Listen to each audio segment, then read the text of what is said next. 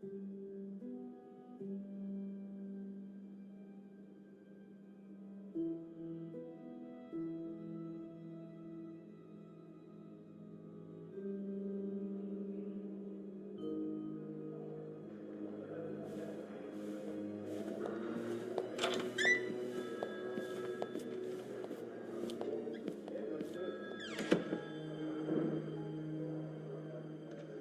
on now, miss. Let's keep moving.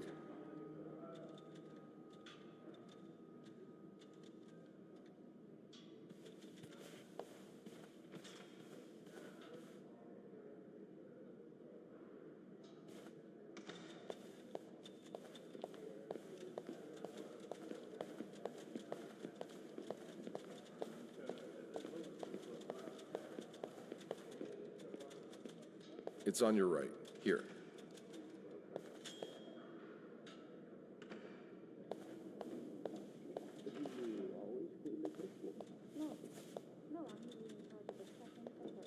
So each maid has her assigned floors? Yes, exactly. Then why is it that you were working on the fifth floor last week? Well, the usual girl, Sophie, she had to take some time off. So, you expect me to believe that's all you were doing there? Here we are.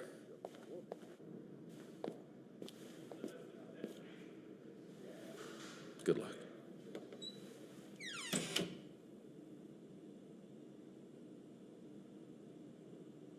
She's all yours, sir.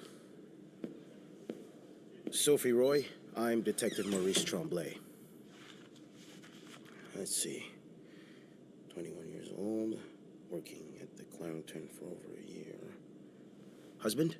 I'm sorry? Are you married? No, not yet. I live with my mother. She's sick, so I have to take care of her. No father. No. It's always just been me and my mom. All right, Miss Roy. I need you to tell me everything that happened, starting with this morning.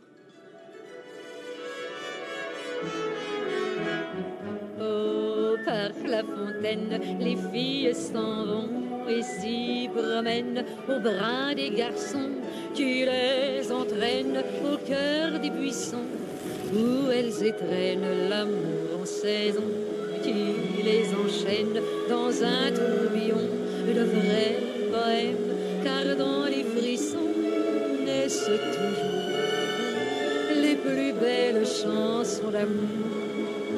Au clair de la fontaine, j'ai vu dans tes yeux mille couleurs. Quand la claire fontaine s'amusait au jeu de nos deux cœurs. Document's done. Now just a bit of tidying up and I can go on break. Longtemps de ce vieux parc, la fontaine du nom.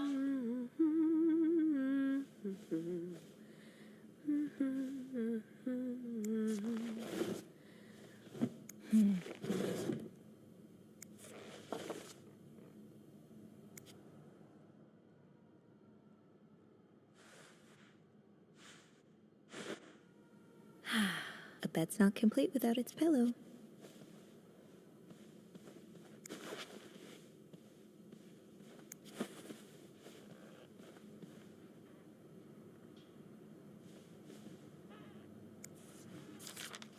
That's a lot of money to owe. Just what did you get yourself involved in?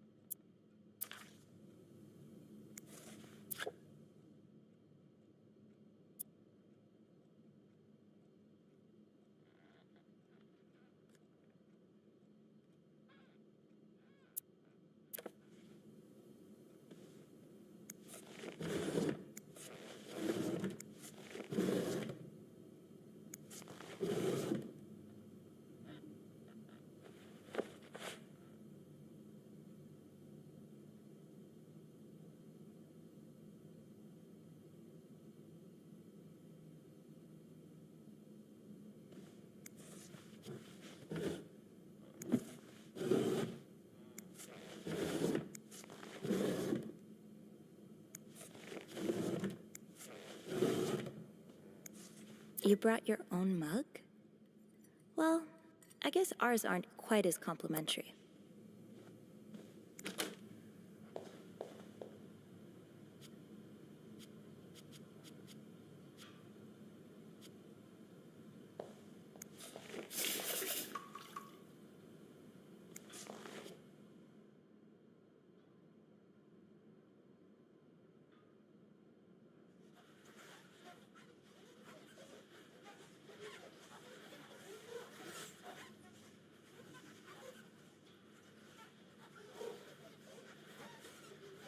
And voila, good as new.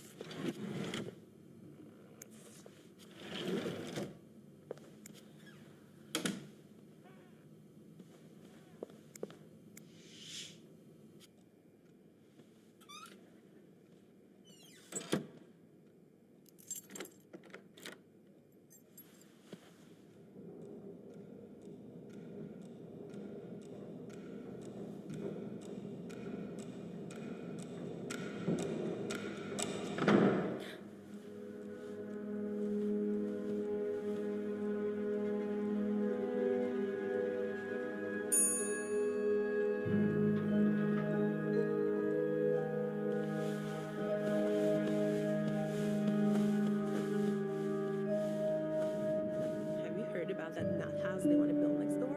Yeah, it creeps me out. Imagine all the weirdos who'll start hanging around the hotel. I can think of someone who'll feel right at home. Look at her, always glued to that gossip magazine. Do you think she has any real friends? Or is it just Gracie, Joan, and Marilyn? Well, when your own life is that dull, you need to get your excitement somewhere. Oh, did you see Rebecca come in this morning? She was wearing the same clothes. Now, don't you think it overreacting? This is exactly the kind of behavior Linda warned me about. She's doing everything she can to break us apart. Sophie speaking. Hey, it's Beth. Do you think you could come up real quick? Sure. I'll be right there. You're right, you shouldn't. Now I realize I've been blind. I was so in love with you that I couldn't see. What?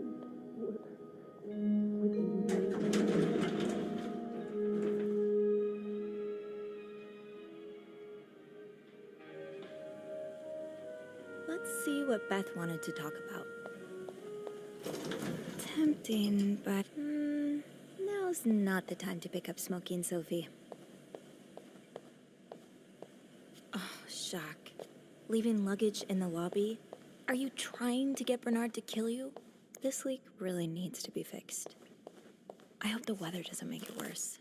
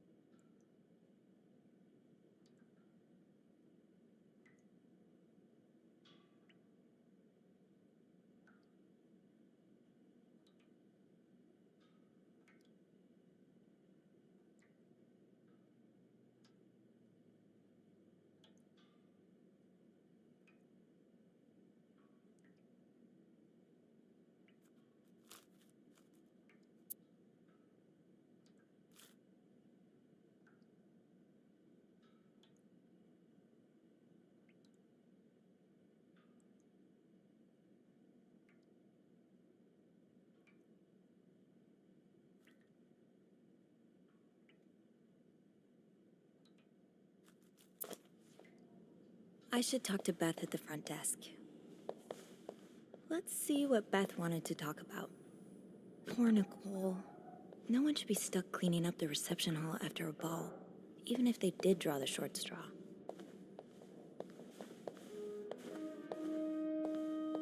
Hey, Beth.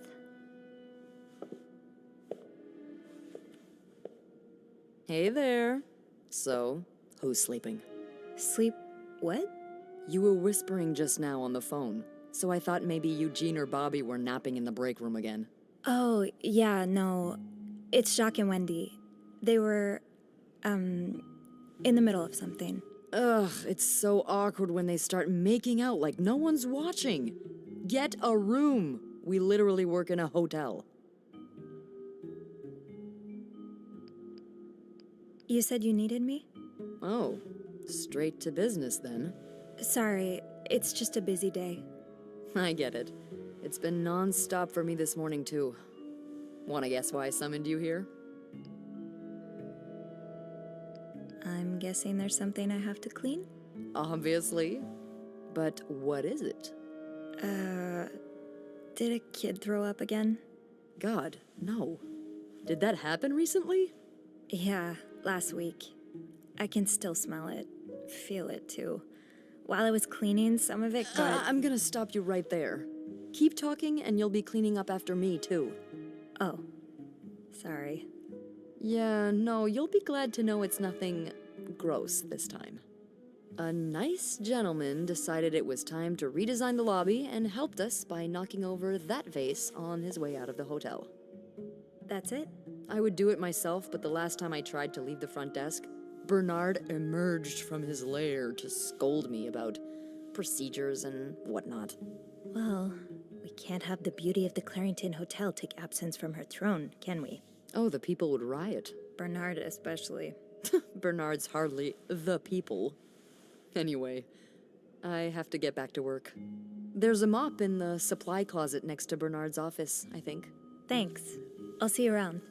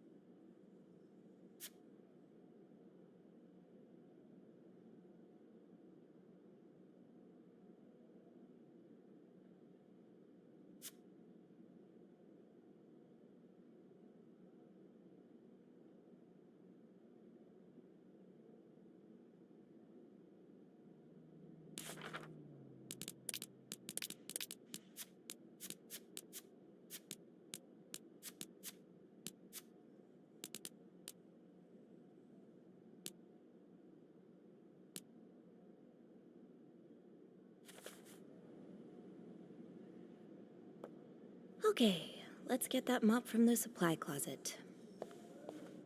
Chocolate mousse cake. Maybe Bobby wouldn't mind sneaking me a slice. Ugh, no. Bernard would have both our heads.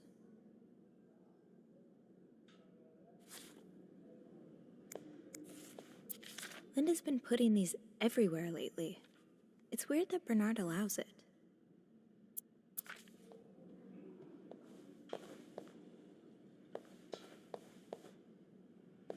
Linda, Wendy's great at her job. Guests absolutely love her and... Not just guests, apparently. Oh, God damn it, Linda!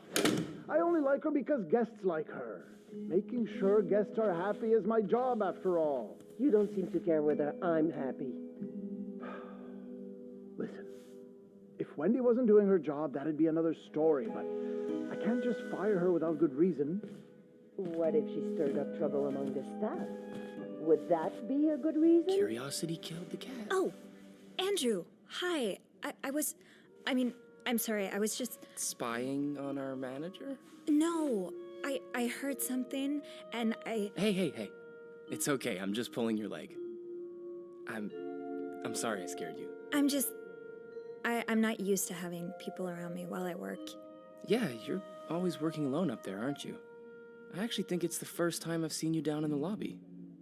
Don't tell me you've been sent to clean up after the Valentine's Day ball.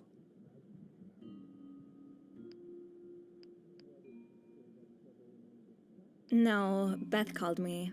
A guest knocked over a vase and made a mess in the lobby. Yeah, I saw that catastrophe happen. Just what we need, huh? Well, I'd rather be doing that than cleaning the reception hall with Nicole. Oof. Yeah, I don't even want to see the state of the place after this weekend. I know chocolate fountains are for dipping, but I didn't expect to find someone's shoe in there. How? No idea. You must see plenty of weird stuff too, right? Yeah. What's the weirdest thing you found in a guest's room?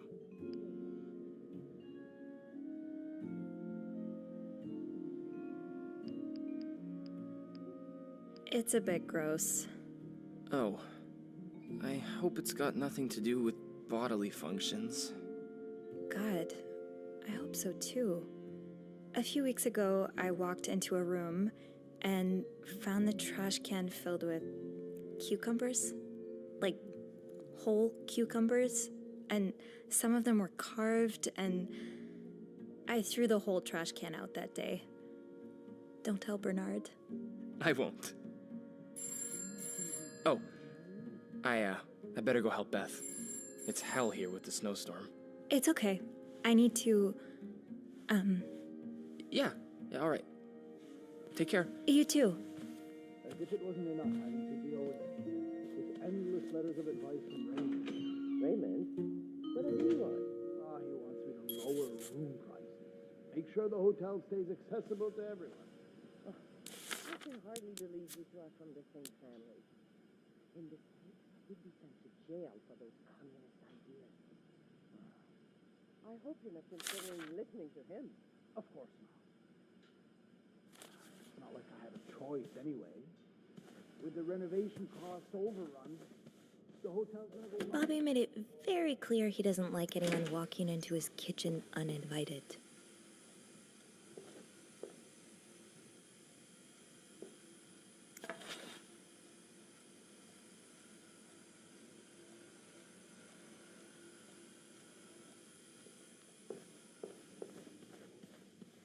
Stairs, exercise. Elevator, convenience. Yeah, now's probably not a good time to disturb Bernard. I'm really sorry about that. I'll have a word with our kitchen staff to make sure it doesn't happen again. Well, that sounds a bit...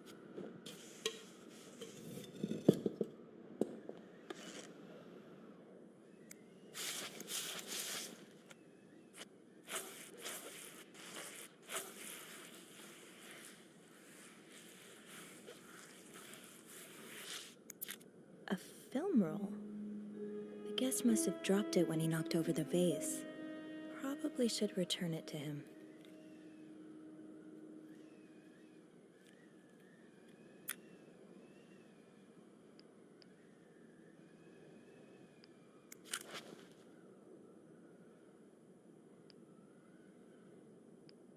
Ew. I better throw that away.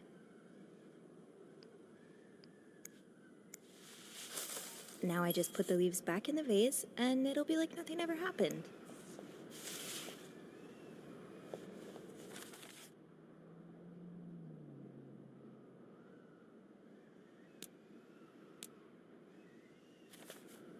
Maybe Beth remembers who knocked over the vase. I understand, Mr. Ramsey.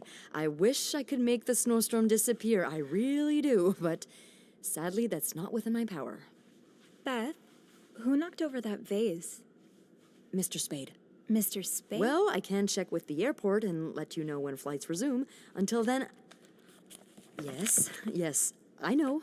You've said that already. But... no, that's very unlikely. So, which room are you staying in, Mr. Spade? Speak to my manager if you'd like. I'm sure he'll be thrilled to talk to you.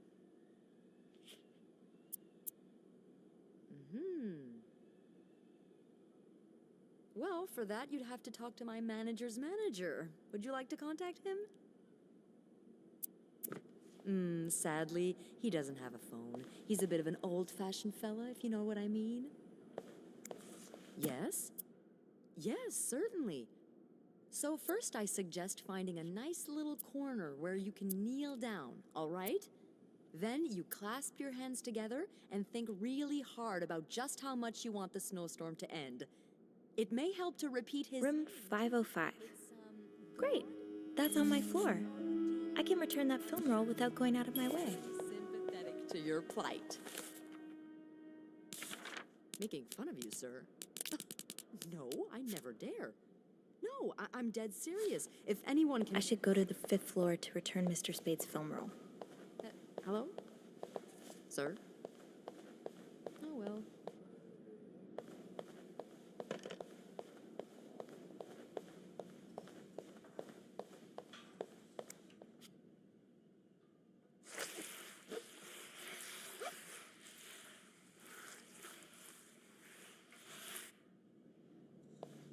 This leak really needs to be fixed. I hope the weather doesn't make it worse.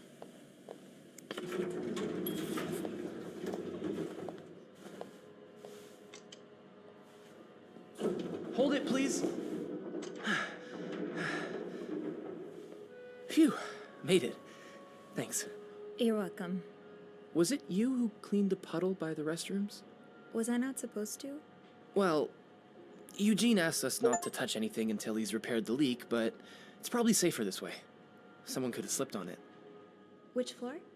Oh, 6th. Thanks.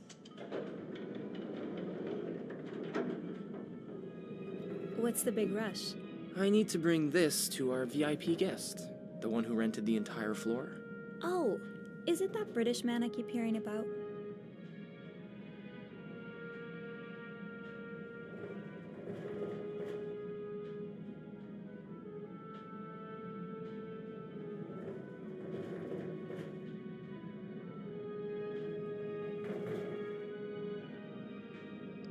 The girls have been complaining about him ever since he arrived. Yeah, I'm sure this one has no thoughts for maids. With the dogs he has up there, his room will be a real mess when he's done with it. Dogs? Bernard must really like him if he allowed pets in the building. Can't you tell me who he is? I've never actually met him. I always talk to his assistant. Only Bernard knows his identity. I do have a suspicion, though. Oh? But I'm not sure I should say it. Can't you at least give me a hint? Okay, let me think. Whew. Saved by the bell. Hey, come on. Don't leave me hanging. Let's just say I like to prolong the suspense. Wait, is that the hint? Who knows? Fair enough. Have fun up there. You too.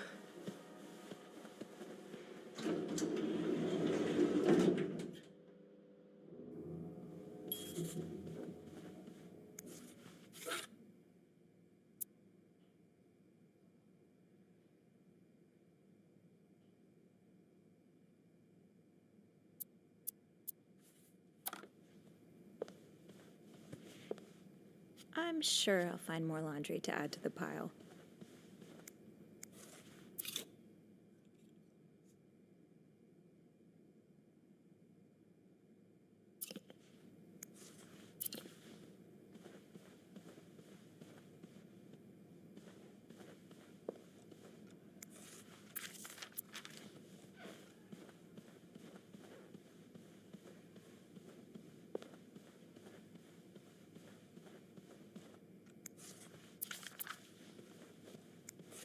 This must have been so much fun.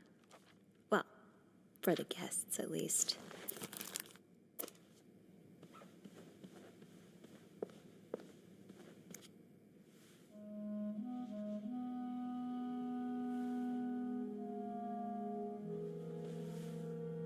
Mr. Spade?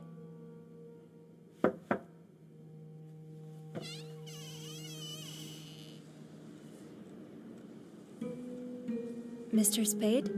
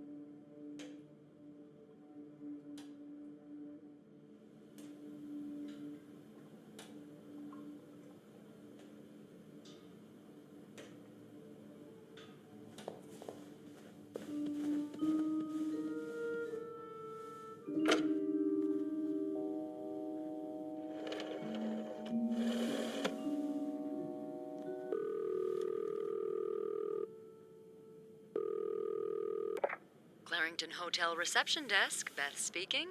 What can I do for you on this very fine day?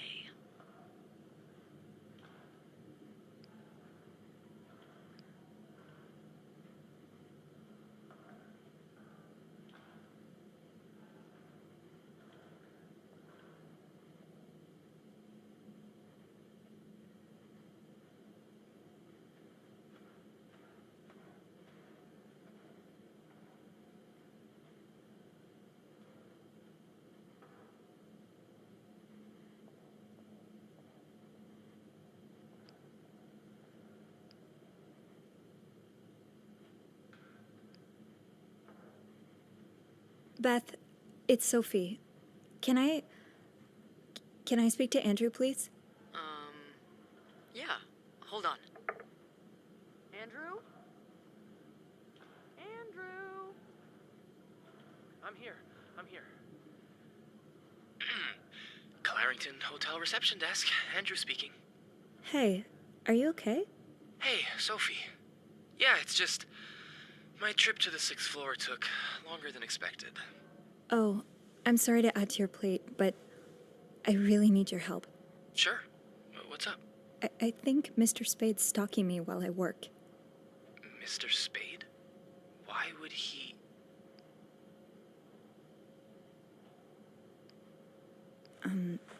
I can't believe I'm about to say this, but sometimes when I clean the rooms, I get a little curious and,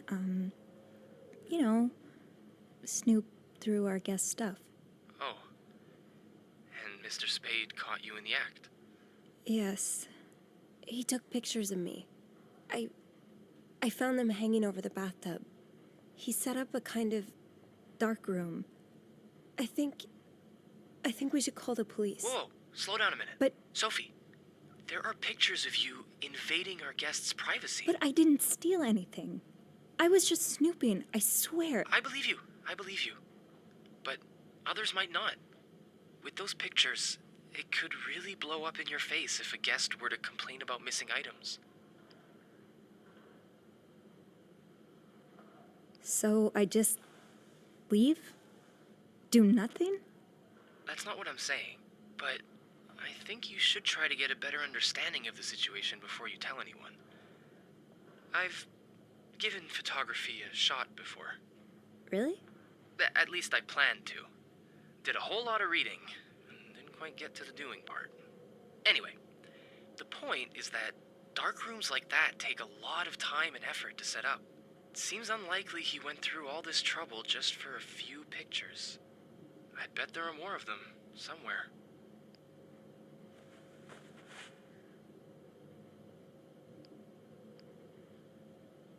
Well, I didn't look through the entire room, but there is a safe here. That would certainly be a good place to store pictures. Do you have the safe combination then? I'm pretty sure it's locked. Maybe I can... Give me a sec.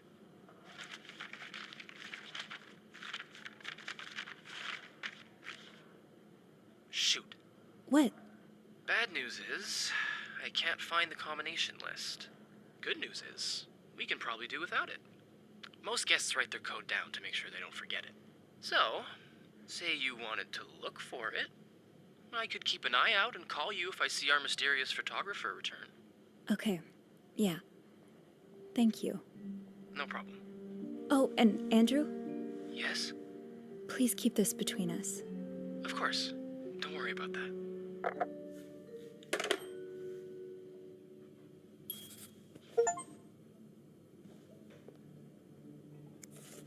That's a lot of film. How many pictures have you taken, Mr. Spade?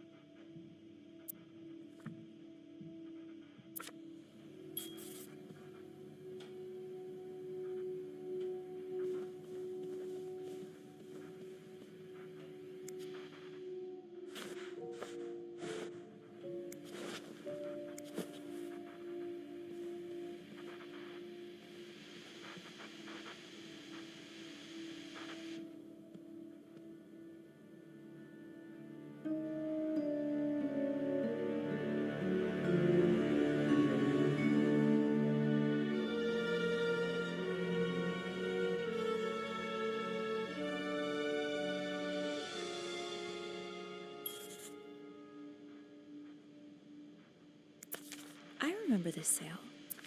I picked up that new winter jacket for Mom.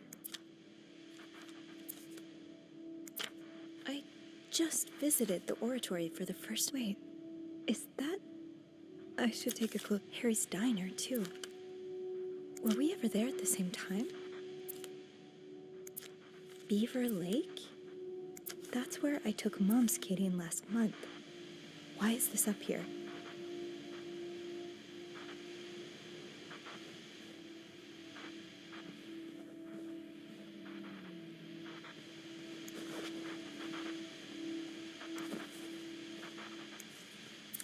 I'd forget my own head if I didn't write everything down. I guess we have that in common.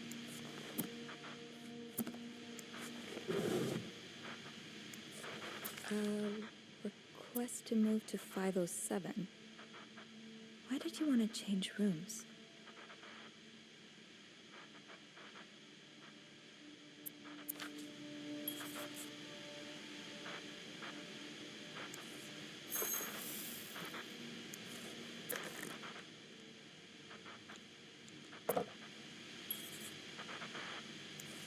I should bring that back to my cart.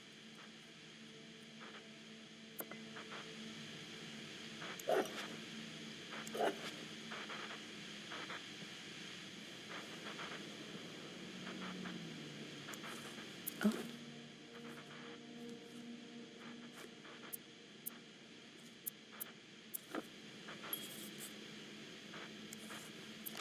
Is this a floor of the Clarington? Morgan, is that your real name? Why did you check in under Mr. Spade?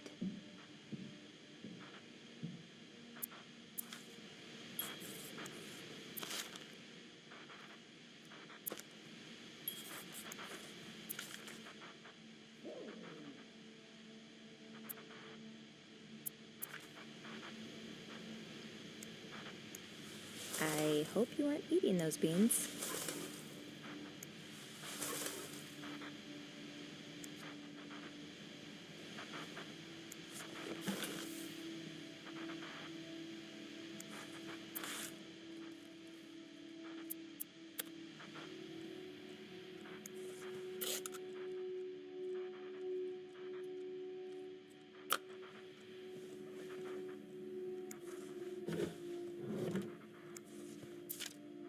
You're pawning off your possessions?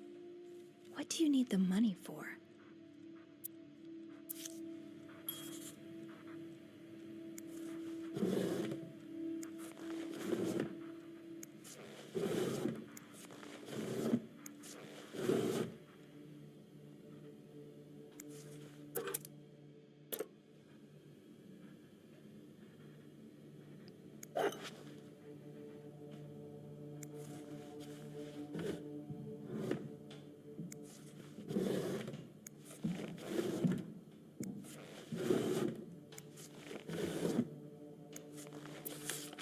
That's rough. How are you supposed to support yourself when no one will give you a job or a place to live?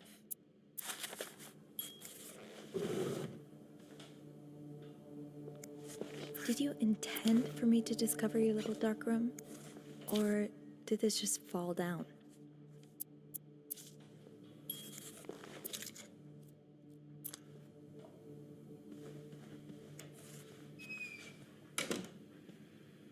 Locked. There has to be a key somewhere.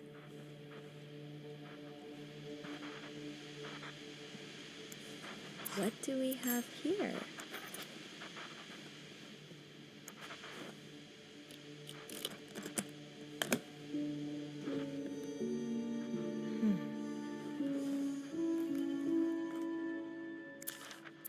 You spent 10 years in a psychiatric hospital.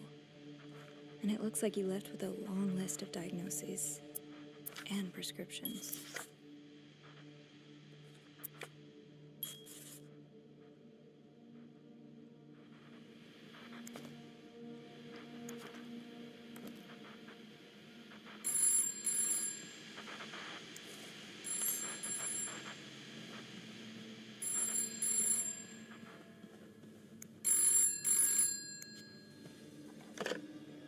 Is he here? Who? Mr. Spade? No, he's not. Andrew, you said you'd call if he was coming back to his room. Right. I did, right. Sorry about that. Oh my god, Andrew. I nearly had a heart attack when I heard the phone ring. I'm so sorry, Sophie. I couldn't help but check in. Did you find more pictures of you?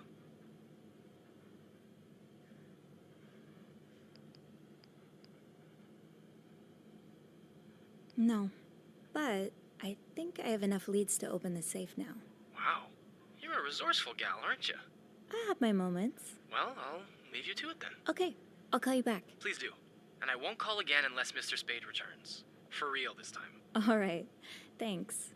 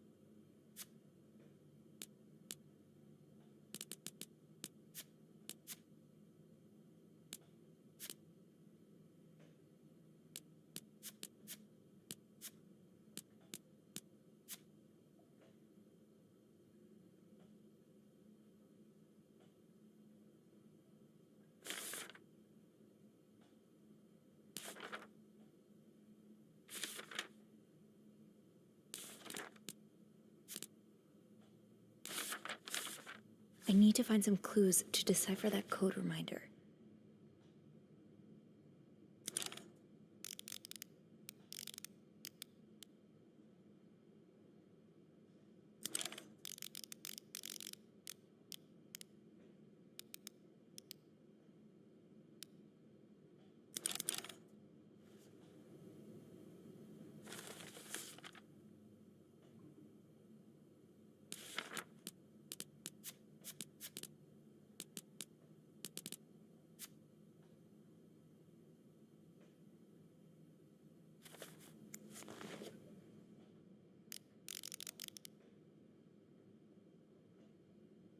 Damn it. Come on, Sophie. Address, division, year.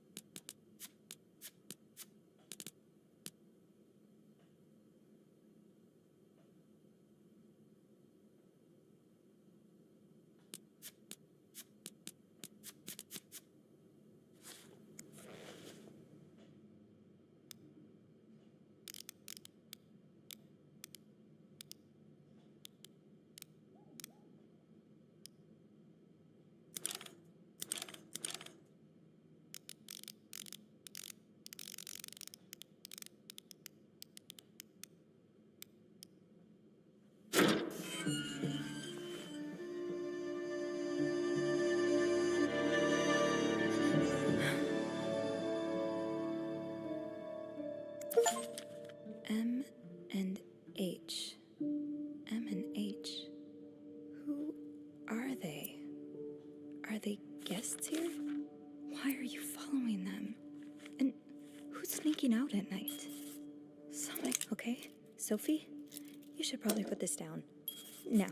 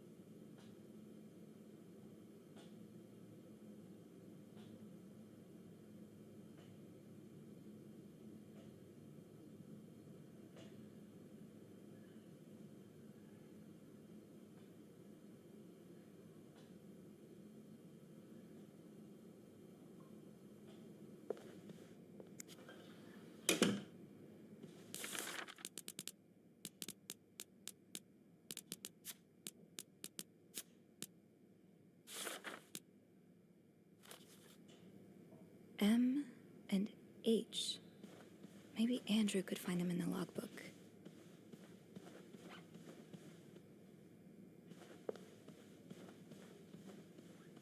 I should call reception. M and H could be in danger.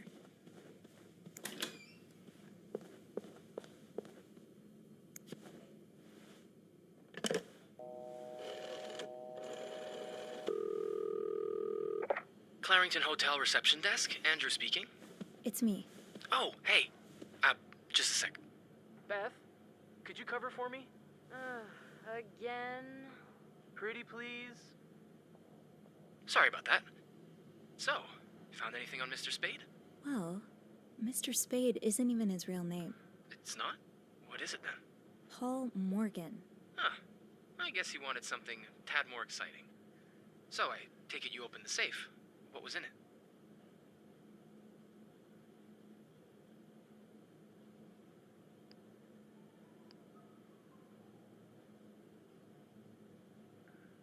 A journal. Oh? Does it say why he's stalking you? No, but it seems he's stalking 2 other people as well. 2 other staff members? Who is it? No, they're guests. I don't know their names, though. I was hoping you could find them in the logbook. Oh, yeah, sure. Are you alright? Of course. Sorry. I'll just need some more info to narrow the search. What do you know about them?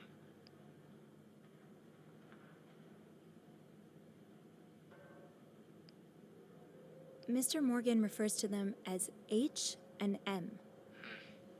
It could be initials, or maybe, I don't know, husband and mistress? Oh, I hadn't thought of that. Yeah, I'll need a little more to go on. I found out that Mr. Morgan made a request to be transferred to room 507, but it was denied because... That's Mrs. Beaumont's room, right? Exactly. But why would he switch rooms? He's got his entire dark room set up in 505. I'm not sure. I just thought it might be related. I guess we can keep that in mind, but...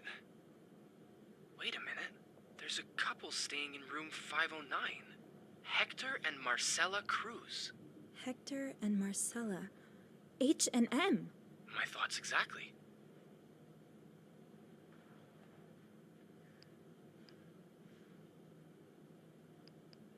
Do you know anything about the Cruzes?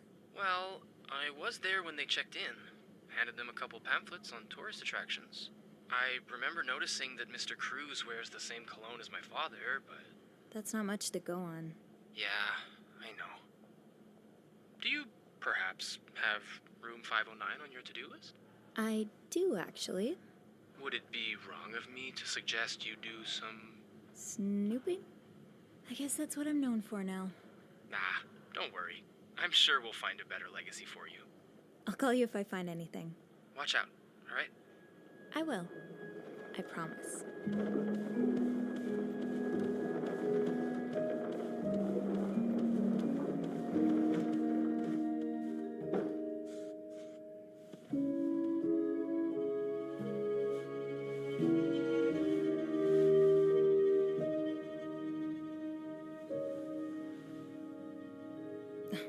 must have forgotten my keys in the break room again.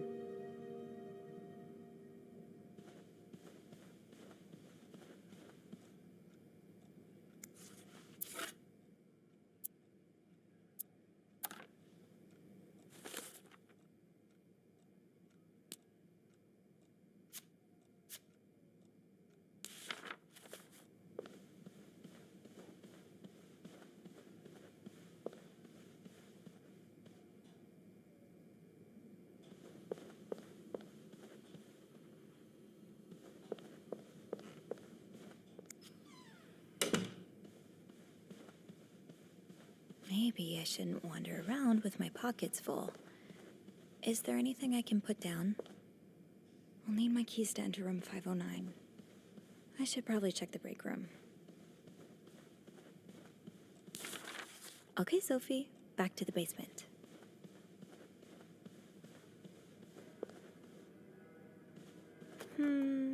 I think I have all the supplies I need. Come on, Sophie. Come on, Sophie. That door won't magically unlock just because you want it to.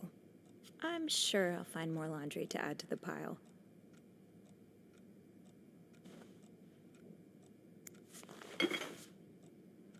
Another day, another dirty dish to pick up. Let's put those on the bathroom shelf.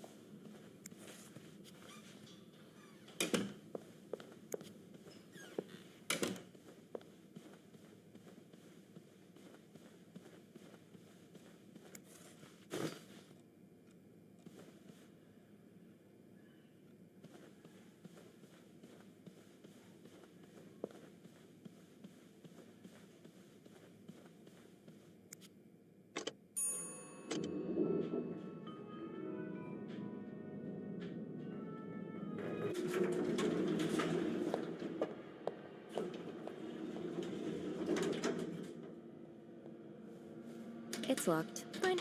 Key people don't usually leave these unlocked. Open sesame? Nope. No luck.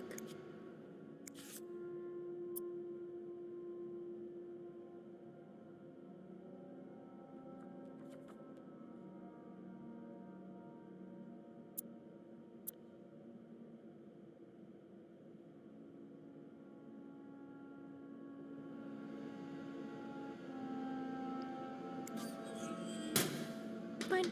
Keep your secrets, locker.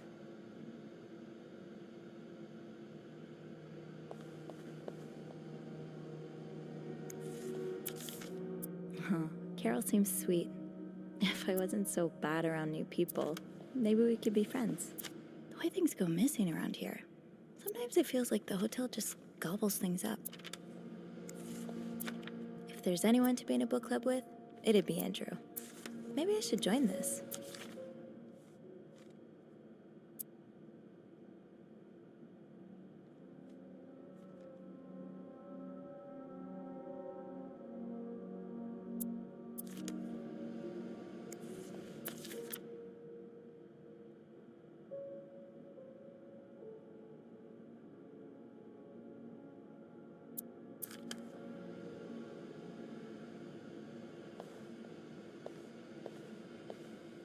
Yeah, Linda's not exactly locked. Eugene must be running around trying to keep the hotel in one piece.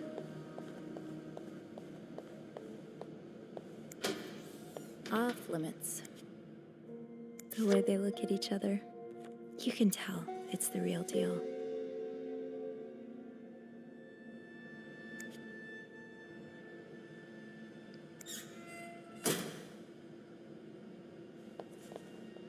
I had my keys with me during break. I must have forgotten them in the break room. Rebecca's had her hands full lately.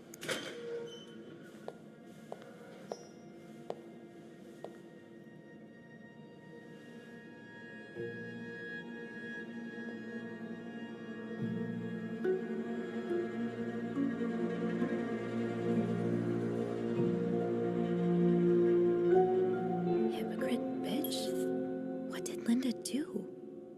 And to whom?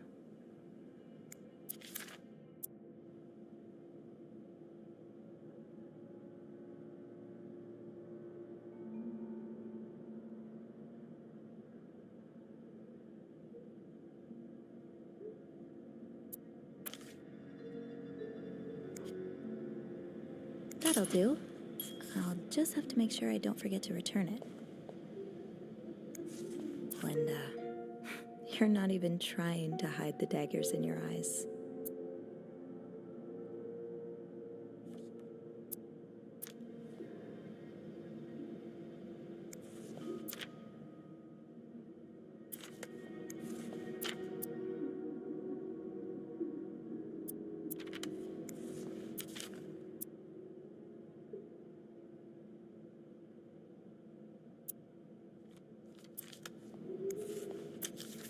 Mrs. Beaumont seemed perfectly nice to me.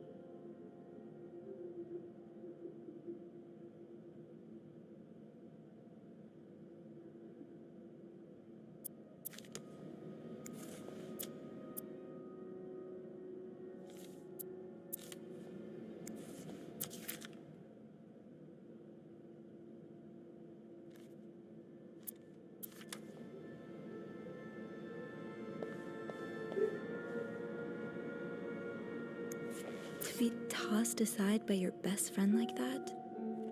Oh, Wendy, that's a special brand of heartbreak.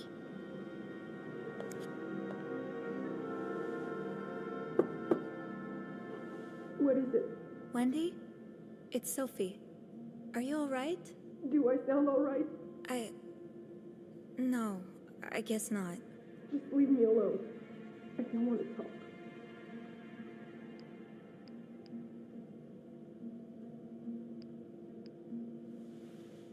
I don't mean to disturb you, but did you see who wrote that message on Linda's door? What? The lipstick message. Do you know who wrote it? I have no idea what you're talking about. Please, Sophie, just go. All right. Okay.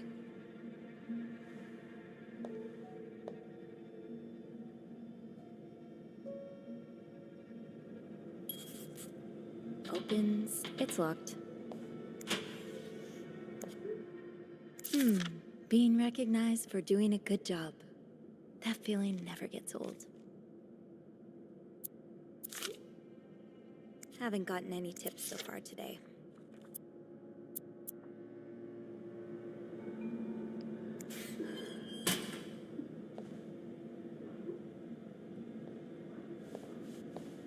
Fine. Keep your secrets, locker. Open sesame? Nope. Off limits.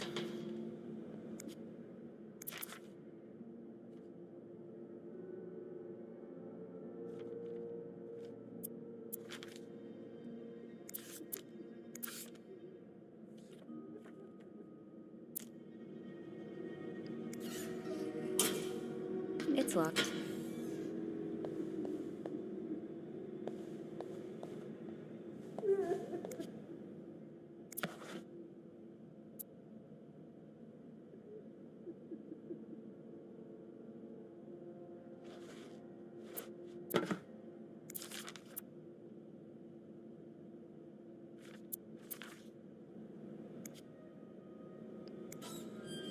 Off limits. This goes beyond constructive criticism. It's just a personal crusade.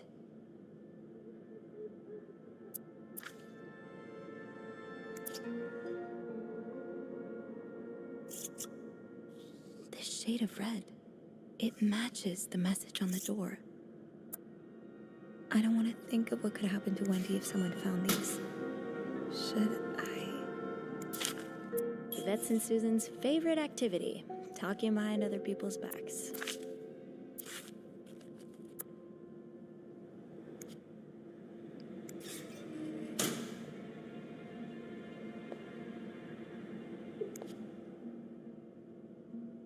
I wish I understood you better, Yvette. You and Wendy had such a close friendship. Why throw it all away?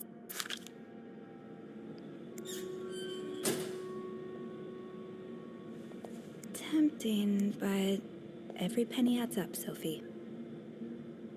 I really should give Wendy some space.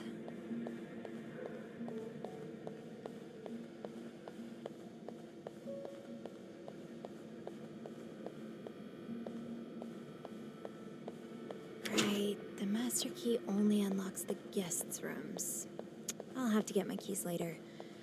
At least I can get into 509 now.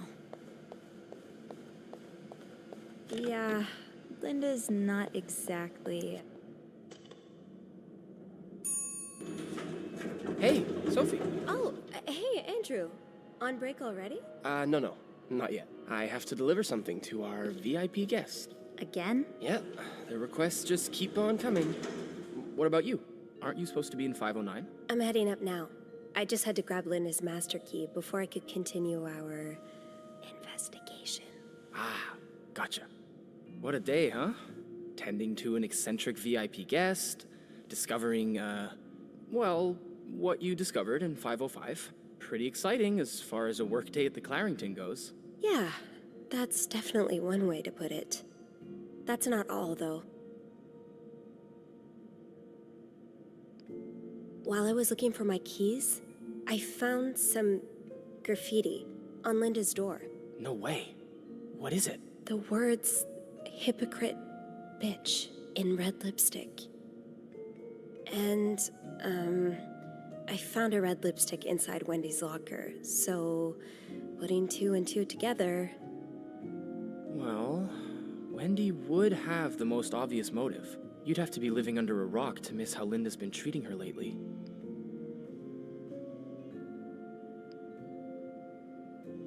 Whatever happened, I'd rather not get involved. Yeah, that's probably wise.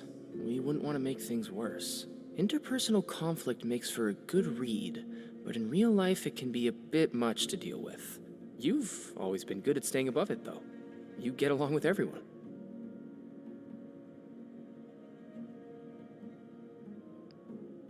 Oh, thank you. Of course. Well, it was nice to chat. Don't let me keep you, though. I have to head to maintenance anyway. Maybe Eugene can help me find the product our guest of honor is looking for. Yeah, we both got a lot on our plates today. I'll be ready and waiting for your updates on H&M. Take care. You too.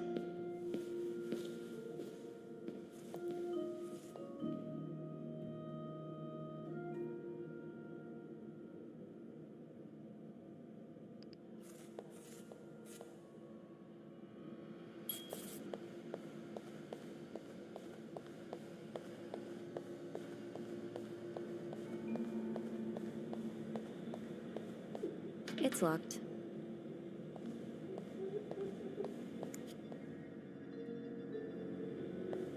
I really should give Wendy some space.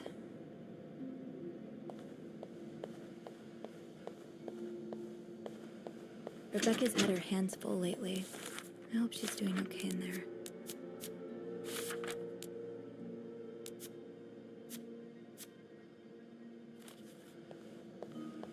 I should be able to open 509 now.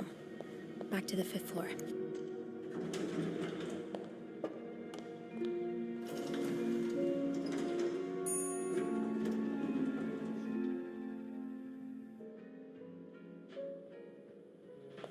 Getting into 509 will be no problem with the master key. Let's get to the bottom of all this.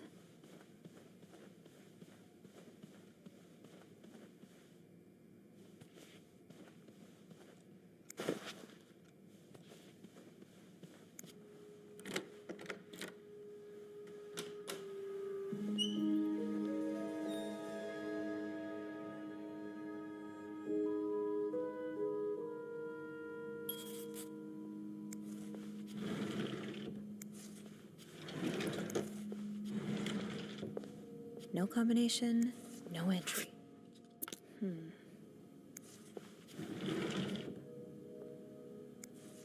More work for poor Rebecca. Hang in there, Reb.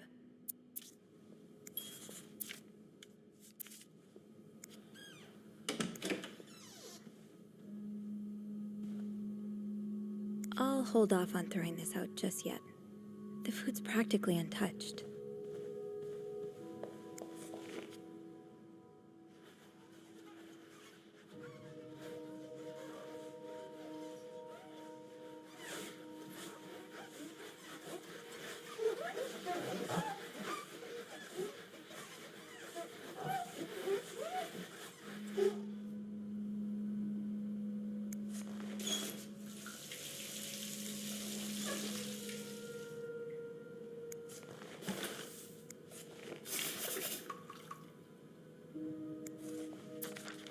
These are lovely. I wish you'd had more confidence in yourself.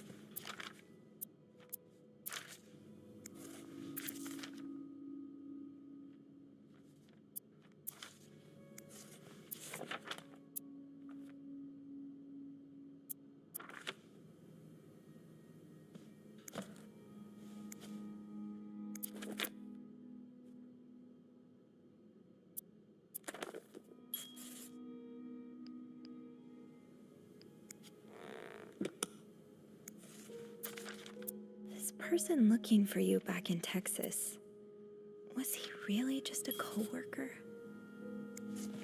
Wow, you look like a couple out of a magazine.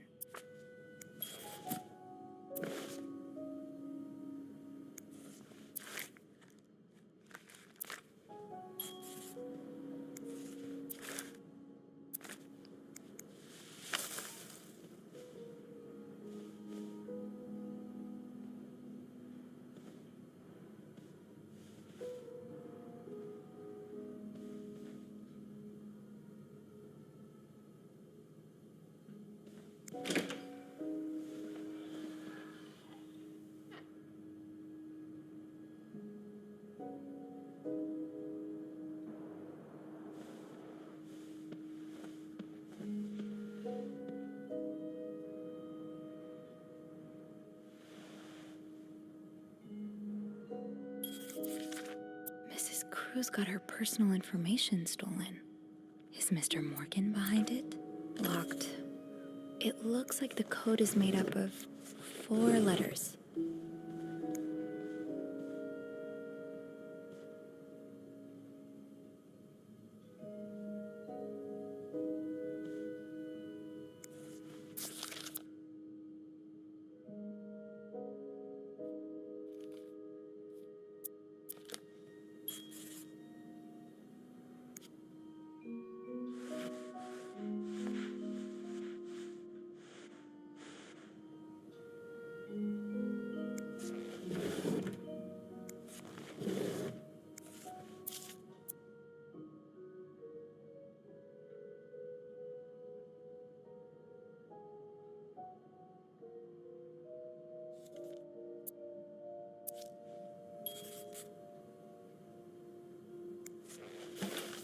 like someone tore that note apart, but I'm missing some pieces. I can't make out what's written.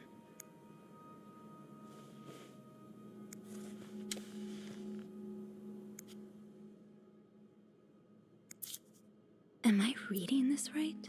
The account's been emptied.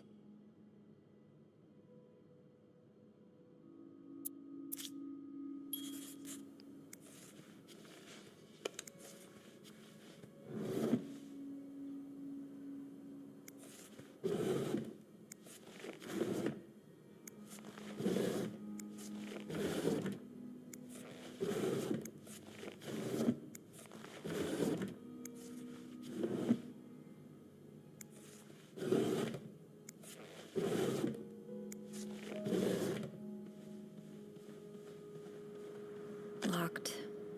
It looks like the code is made up of 4 letters.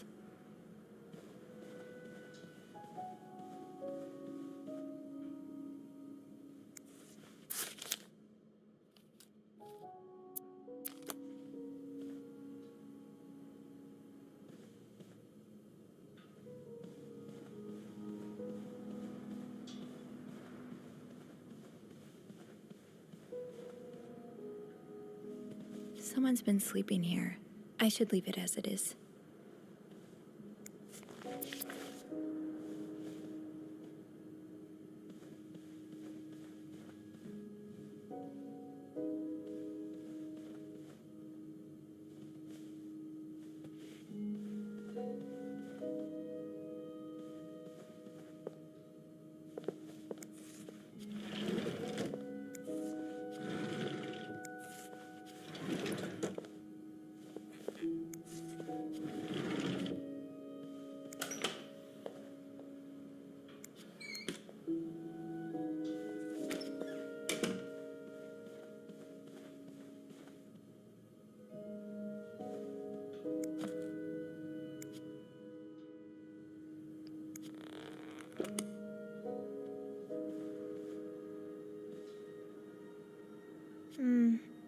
I should wait till I have more to report before calling Andrew.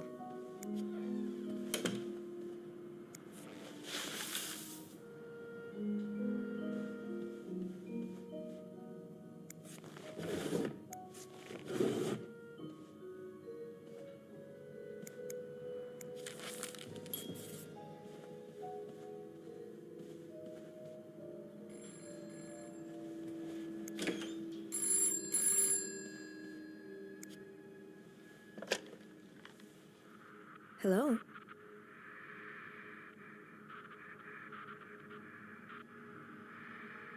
Hello? Andrew? Is that you?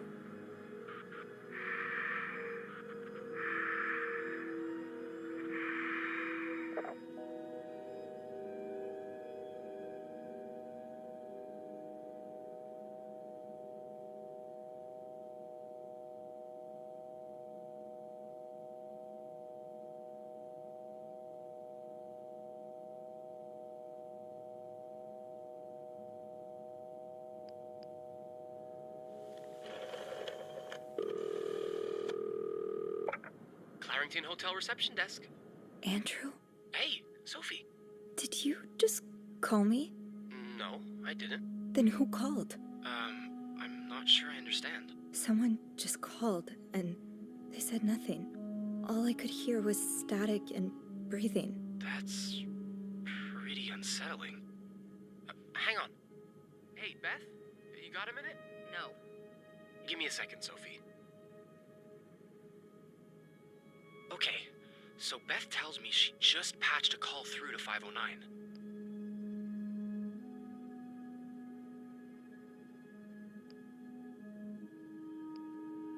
Did she recognize the caller's voice?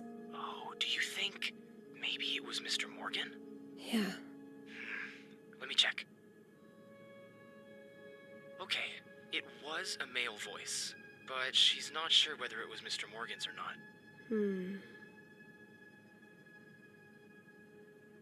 Did she notice anything else? She says it sounded like a bell rang in the background. like an elevator bell. So she assumed whoever was calling was one of our guests. You didn't see Mr. Morgan come back to the hotel, did you? No. I get why you're on edge, but I don't see any way he could know you're in 509. I haven't spoken to anyone about this.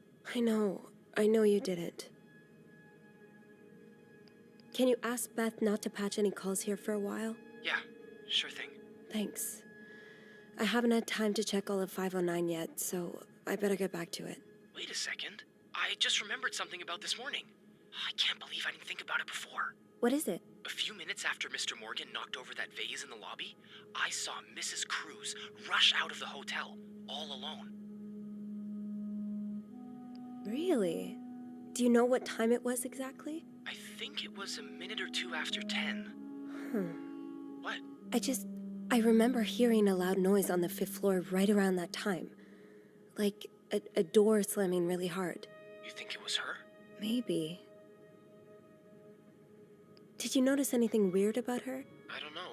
She passed by the front desk so fast I barely had time to see her. Although... Yeah? I've always seen the Cruzes as a pair. I suppose it is a bit odd that she left without her husband. Maybe she was sneaking out. Or maybe she was following Mr. Morgan. Yeah. Hopefully I can make sense of all of this. I'm sure you can. Give me a call as soon as you've found something, okay? Okay. Thanks for the info.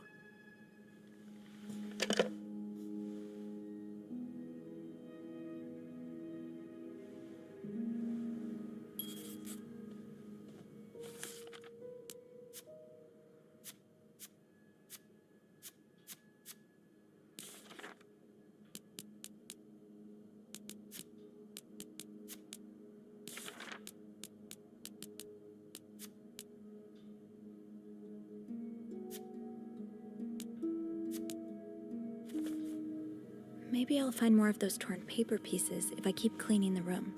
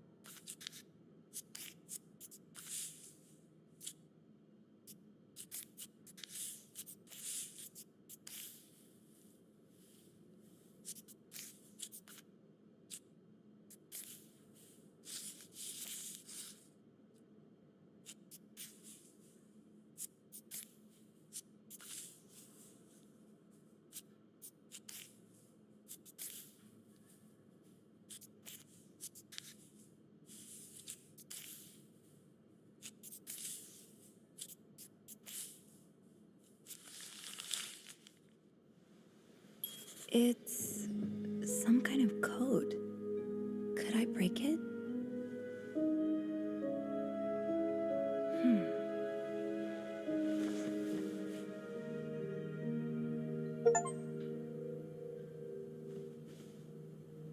I should keep an eye out for those symbols.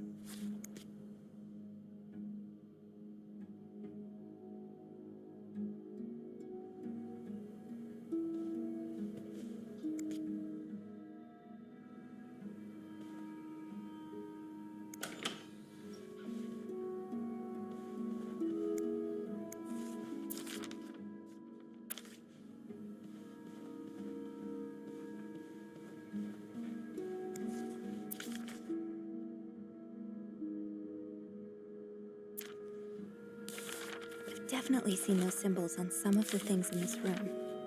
Maybe I should take another look around.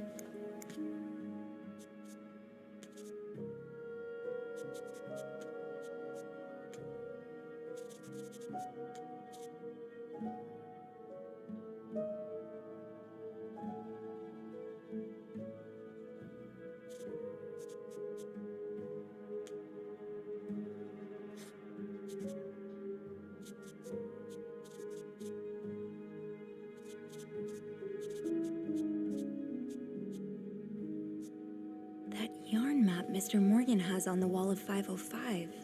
Weren't there some peculiar doodles? Symbols, maybe.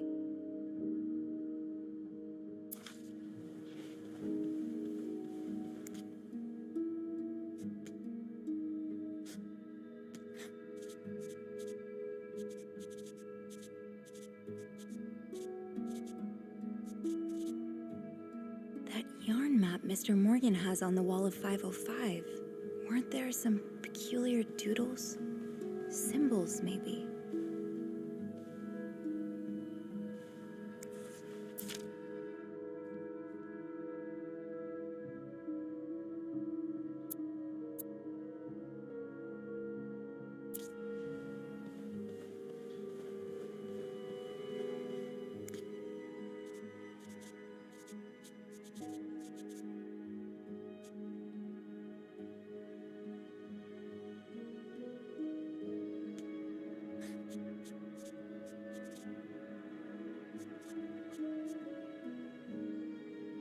That yarn map Mr. Morgan has on the wall of 505. Weren't there some peculiar doodles? Symbols, maybe.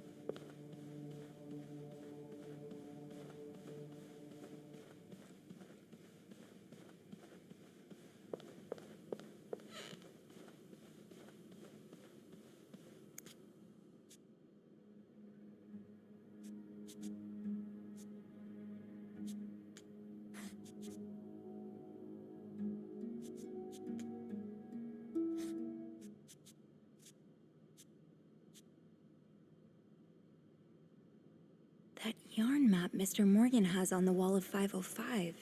Weren't there some peculiar doodles? Symbols, maybe.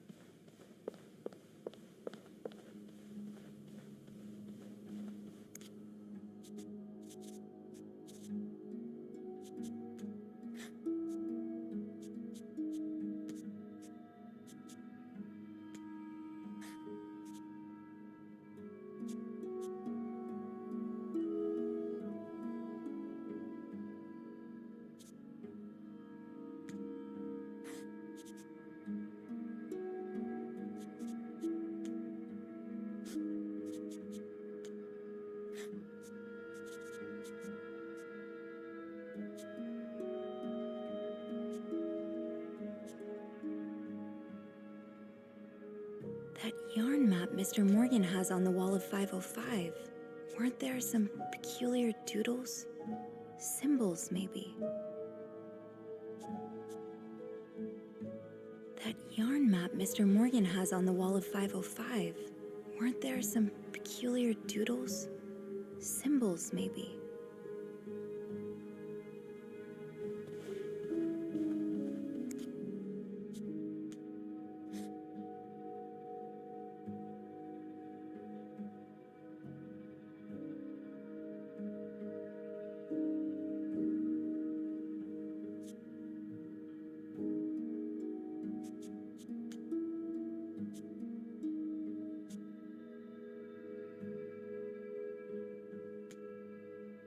That yarn map Mr. Morgan has on the wall of 505. Weren't there some peculiar doodles? Symbols, maybe. I should keep an eye out for those symbols.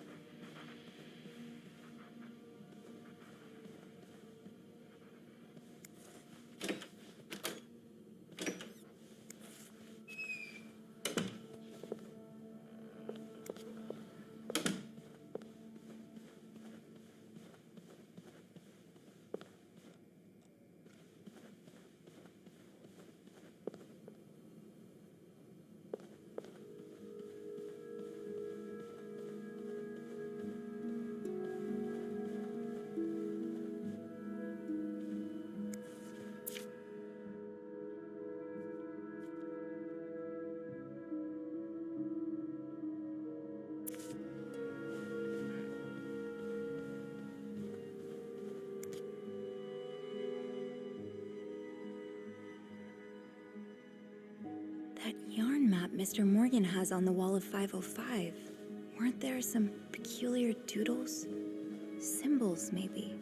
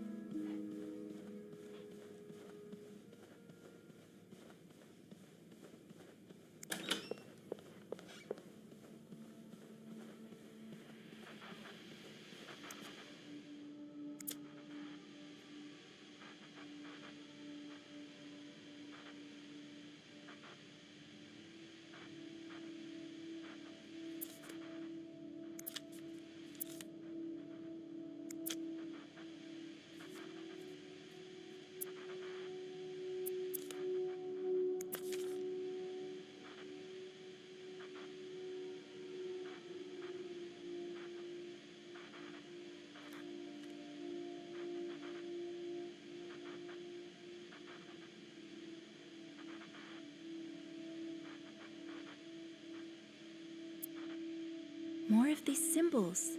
Just what I was looking for. More of these symbols. Just what I was looking for.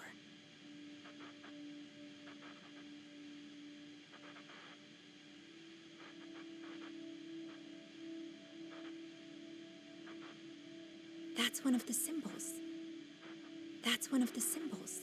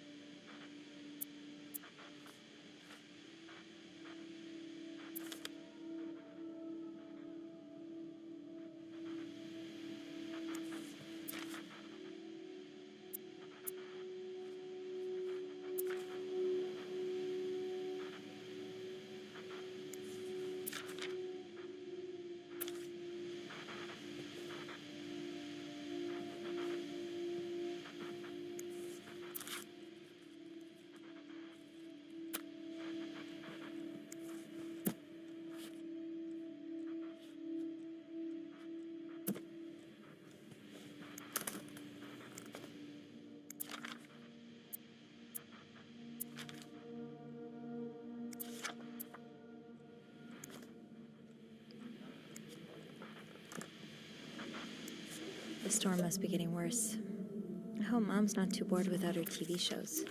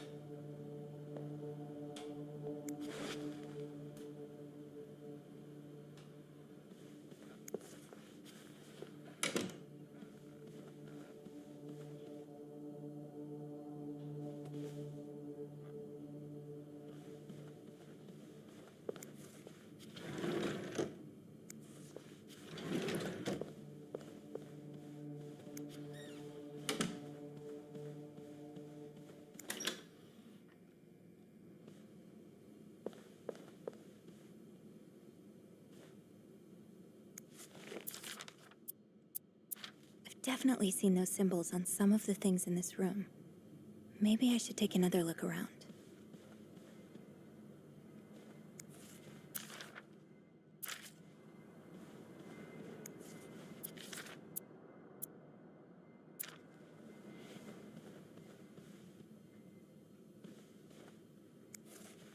I'm guessing you've seen better days, but you're obviously still important to someone.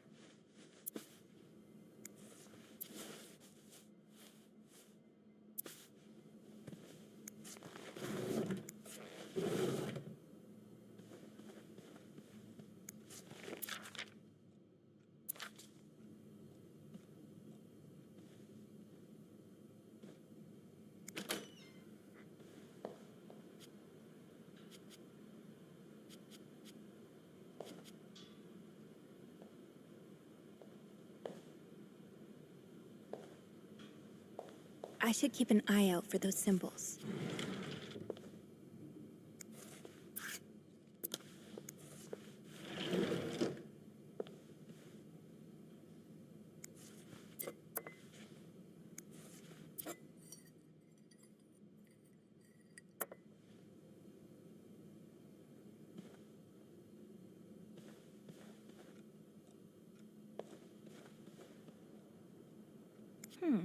Only menswear.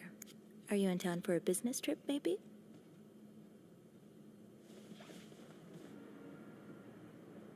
I've definitely seen those symbols on some of the things in this room. Maybe I should take another look around.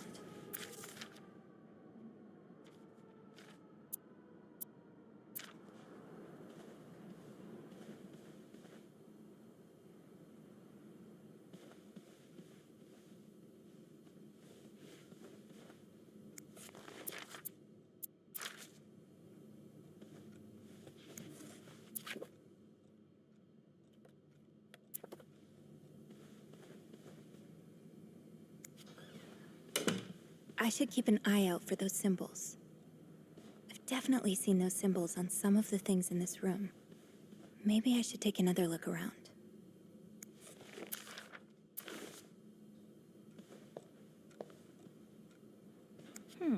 Only menswear. Are you in town for a business trip, maybe?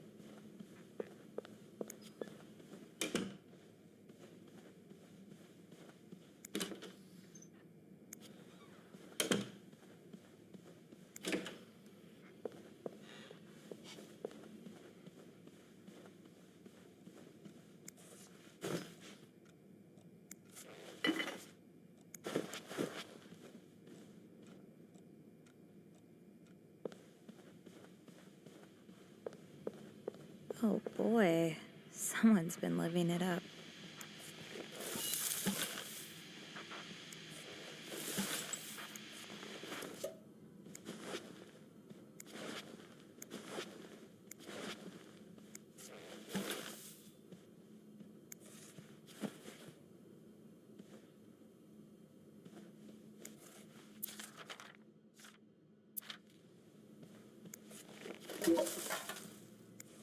Not exactly a cherished gift, if you just left it behind like this.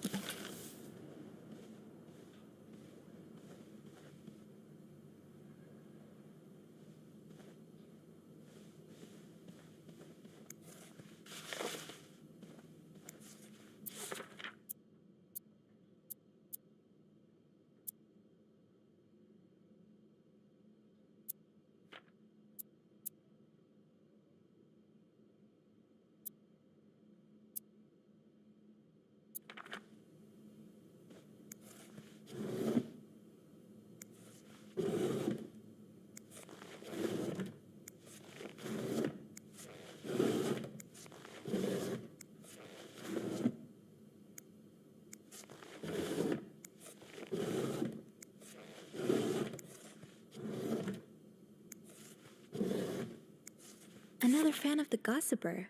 I never did finish that article from this morning. That feels like so long ago now.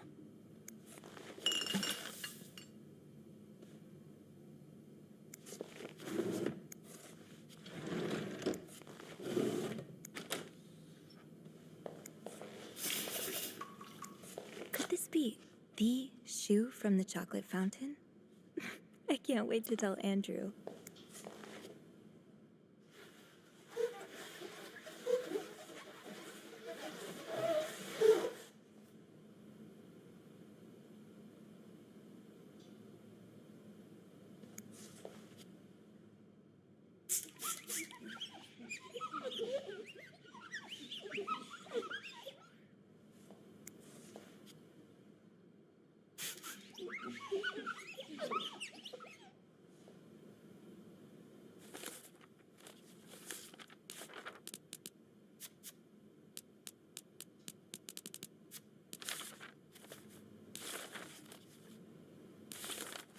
I should keep an eye out for those symbols.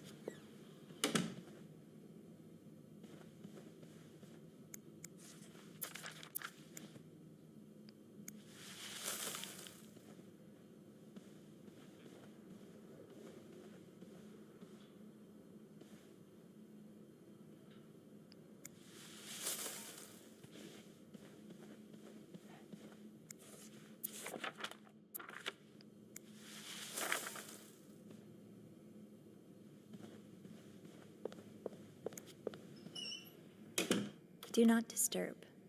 Well, that's one less room to clean today. I won't complain.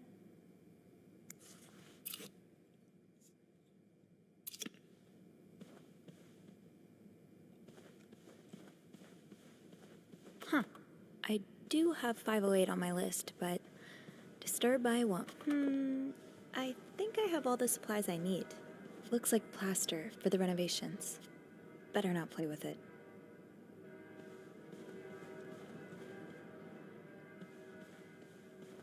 Looks like plaster for the renovations.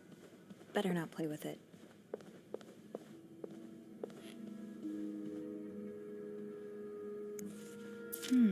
What were you apologizing for? And were you forgiven?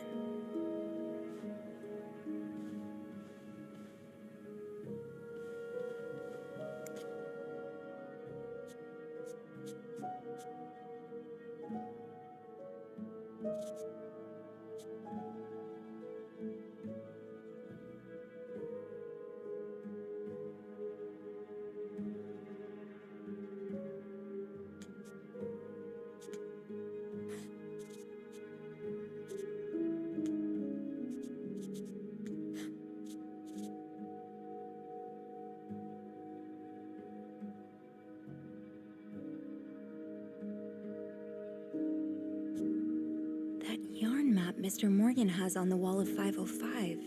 Weren't there some peculiar doodles? Symbols, maybe.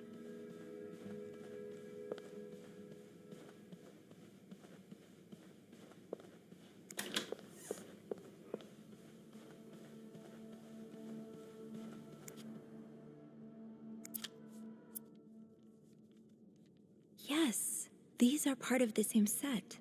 I think I can use this. Yes, these are part of the same set. I think I can use this.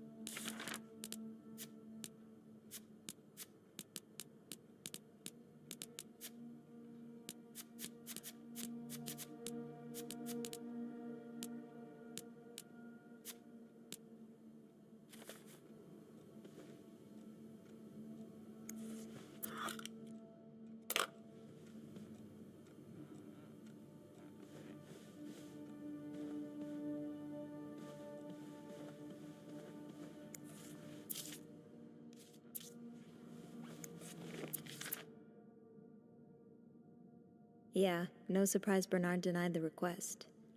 Mrs. Beaumont's been here. Who knew Bernard could be nice?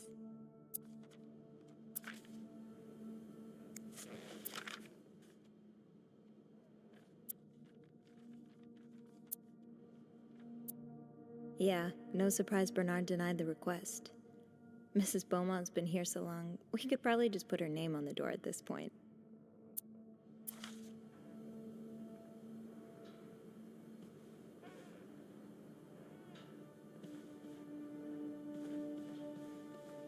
I've definitely seen those symbols on some of the things in this room.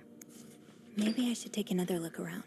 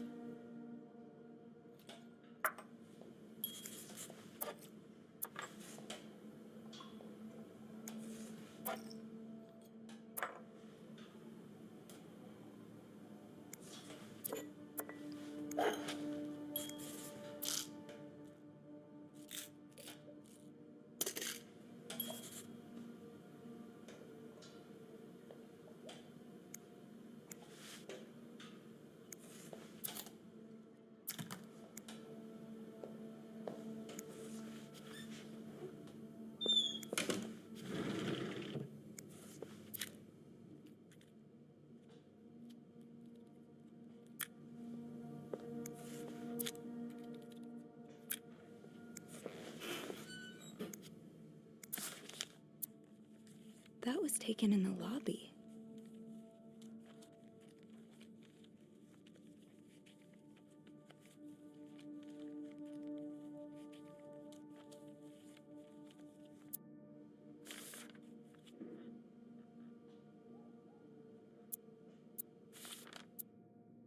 This looks like Beaver Lake.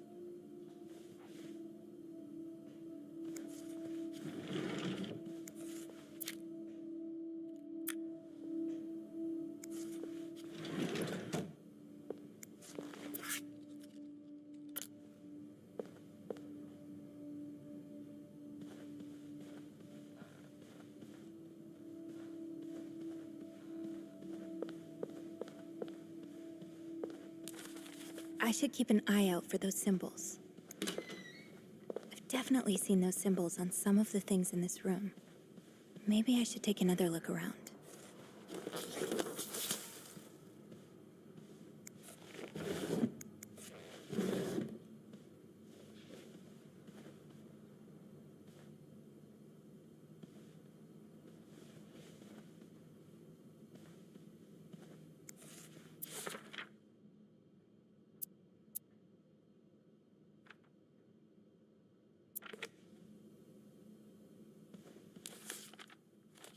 I should keep an eye out for those symbols.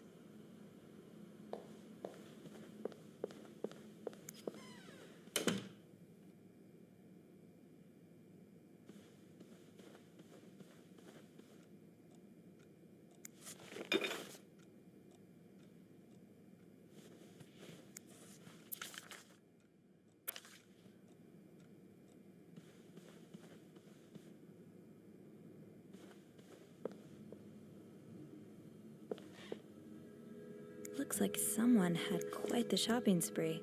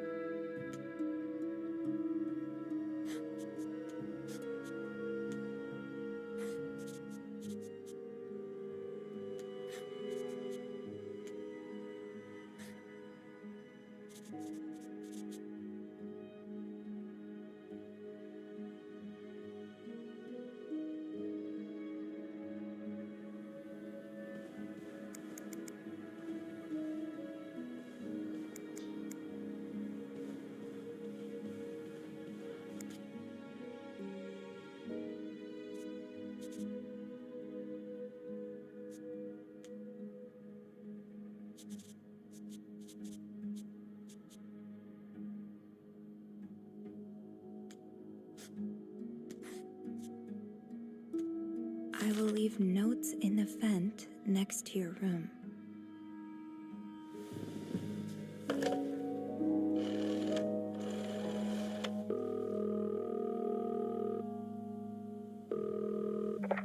Clarington Hotel reception desk. Andrew speaking. Hey, Andrew, it's me. Sophie, did you uncover anything in 509? I did. I found a message written in strange symbols. A kind of secret code. What? Awesome. Did you crack it? It says, I will leave notes in the vent next to your room. In the vent? What an odd thing to do. Yeah. And whoever the message was intended for went through a lot of trouble to hide it. It was torn in a dozen pieces and scattered in 3 different trash cans. So the cruises are keeping secrets from each other. Do you think maybe one of them's having an affair?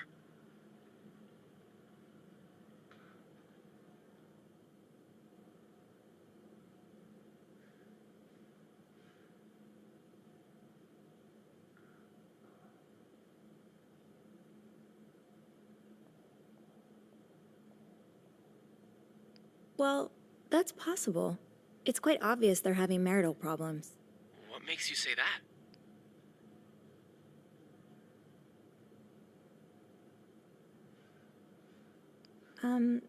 Before we delve into theories, I think I'd better go have a look at the vent that's mentioned in the message. Good idea. It's almost break time for me. If you need my help again, you can ask Beth to patch you through to the break room. All right. Enjoy your break. Thanks, Sophie.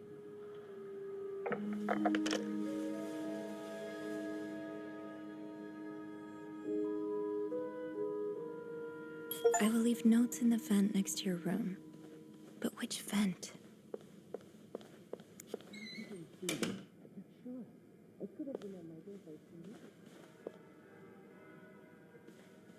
There is a vent near the janitor's closet. That'd be a good place to start.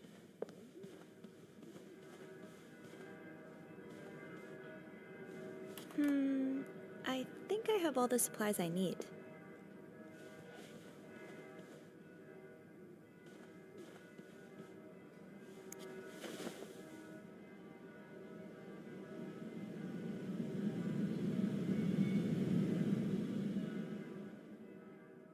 Can't open these without a screwdriver.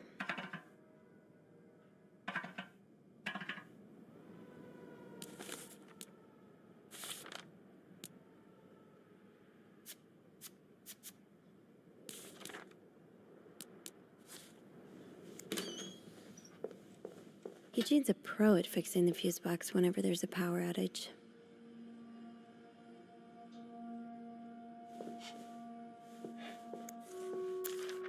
Oh, Eugene. I had no idea.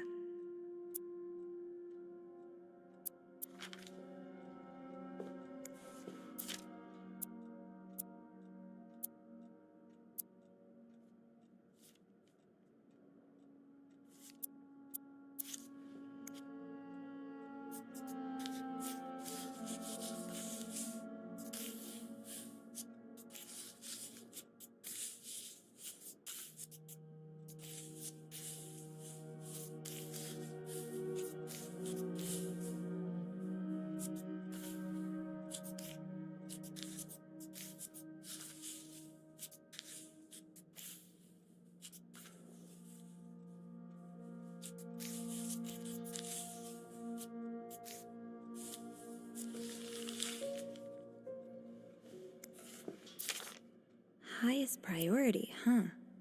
That means Eugene's probably working in Bernard's office right now.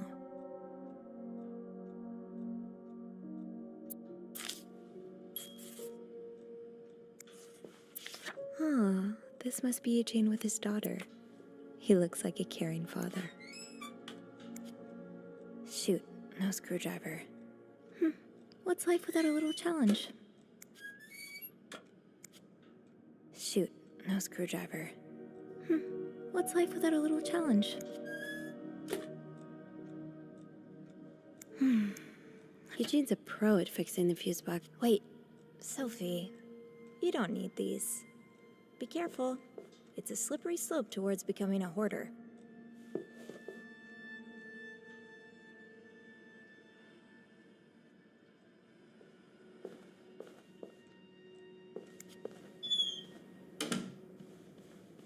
Looks like plaster for the renovations. Better not play with it.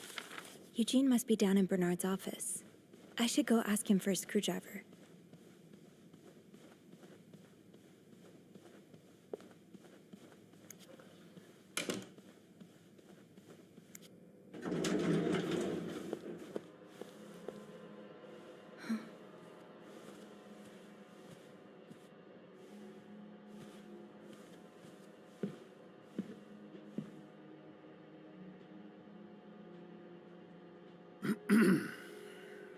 It's, Miss Belivet, isn't it? What? Oh, Roy. Oh, right.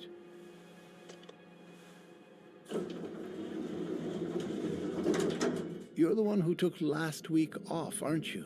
You had to, take care of your sister, I think? Mother. My mother. She's very sick. No, I hope this doesn't become a recurring thing. I need to know I can count on you. I understand, sir. What are you doing here, anyway? Are you on break? Yes, I am. Don't take too long. No, I won't.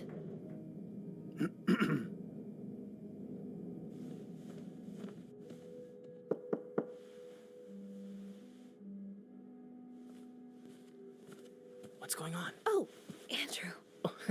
Sorry. Seems I've made a habit of sneaking up on you today. Spying on Bernard again? No, I'm looking for a screwdriver. For the vent. Linda asked Eugene to fix Bernard's window. Ah, gotcha. Eugene? What? Maybe you should go have a look. You know what? I'll stand guard by the elevator and, holler if Bernard approaches. Okay, thanks. I'll be quick.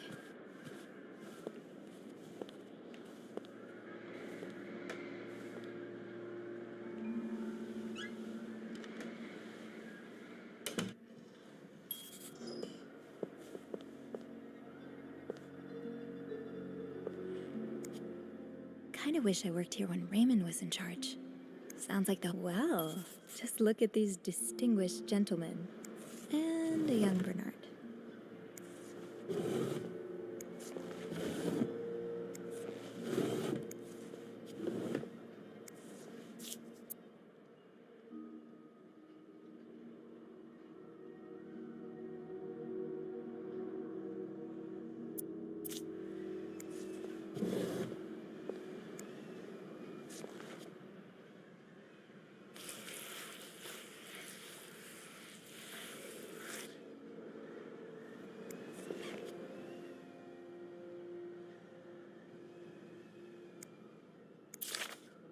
Opposing something that could help so many people just because it's close to your hotel?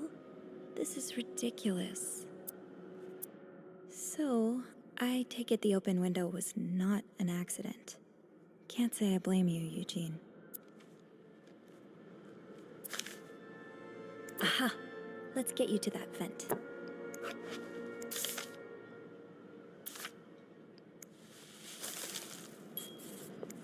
With this blizzard, Bernard's office will be a skating rink by the end of the day. Best to avoid. Ew! Is this Linda's?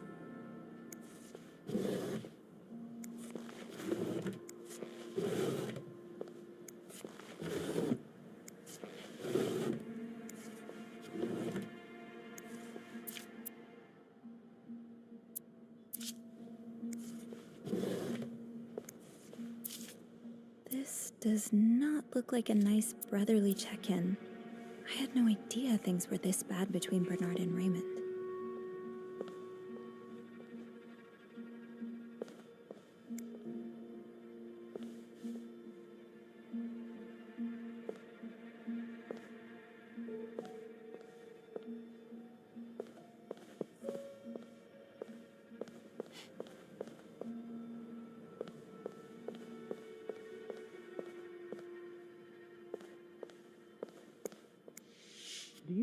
that loose tile from last week? Yes? Well, I'm afraid it hasn't been properly repaired. What do you mean? I mean that, it's still broken, sir. Someone put a rug on top of it, but you can still hear it crack. I'm just checking to make sure guests don't trip over it. Is that part of your job description? No, it isn't, sir. Well, then I suggest you stop worrying about Miss Belivet. What were you doing in my office? I was looking for a screwdriver to fix a loose vent. A loose vent? Well, that sounds like a job for Eugene, doesn't it? And why on earth would you look for a screwdriver in my office? I thought Eugene might be there. Well, I don't ever want to see you in my office without permission again. Am I clear? Yes, sir. Oh, Mrs. Drake has asked to see you. Again? Just indulge her. Apologize one more time for Friday's mishap. Do whatever needs to be done. We cannot afford to lose such loyal guests. Very well, sir.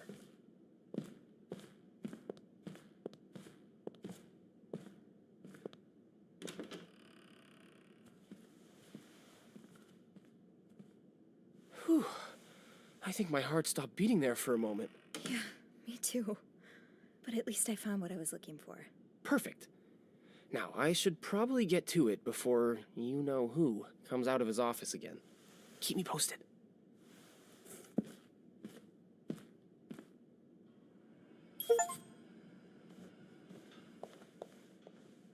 Oh? Oh. No, you're right. That shouldn't be there. I'll have someone... That smell. If only we were allowed in there. We don't offer that service, unfortunately. Poor Nicole. No one should be stuck cleaning up the reception hall after a ball, even if this leak really needs to be fixed. I hope the weather doesn't make it worse.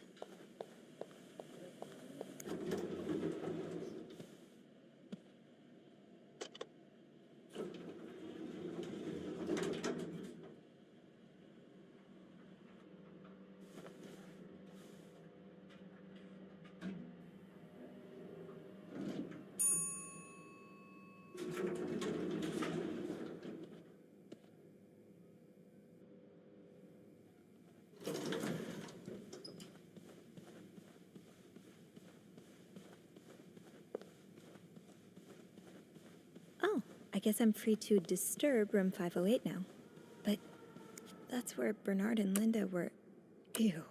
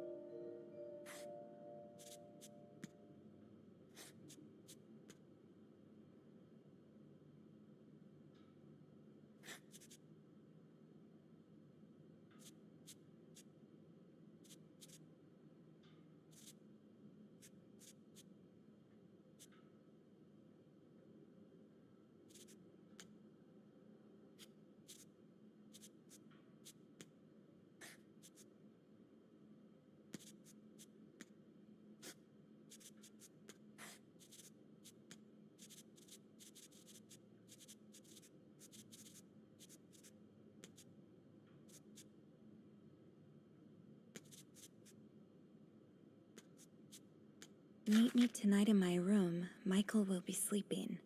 We need to discuss our plan.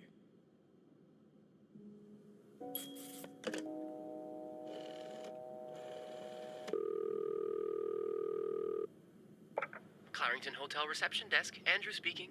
It's me. Hey, you got anything good for me? Actually, that's why I'm calling. Would you mind looking up another guest for me? Oh, so there's one more character to the cast. Yeah. Someone named Michael? I'll just check the logbook.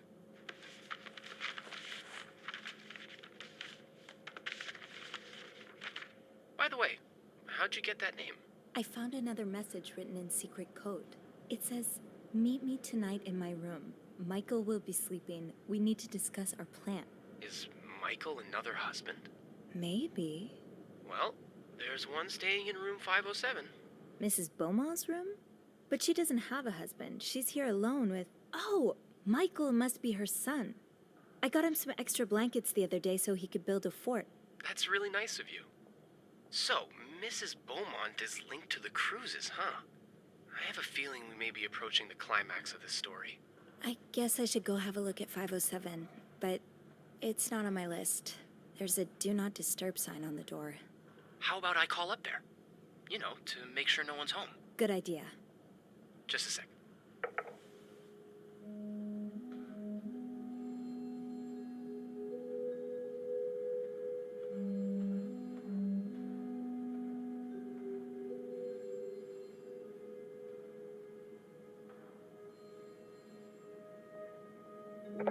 Well, it looks like the room is ready for your snooping, my lady. Thank you, good sir. I'll call you back.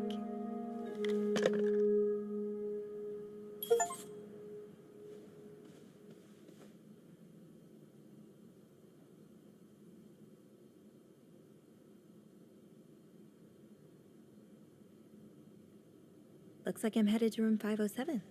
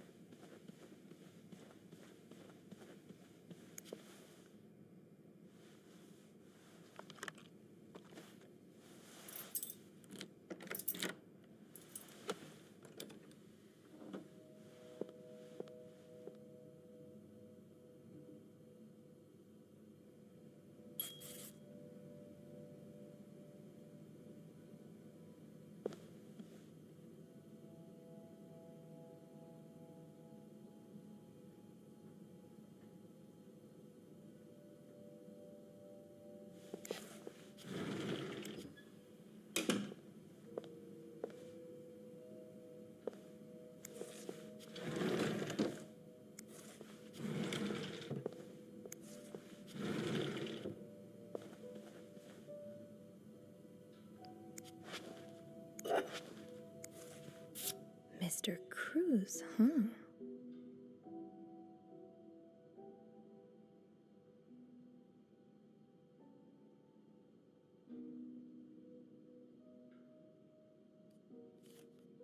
Numbers, dates, times. What does it all mean?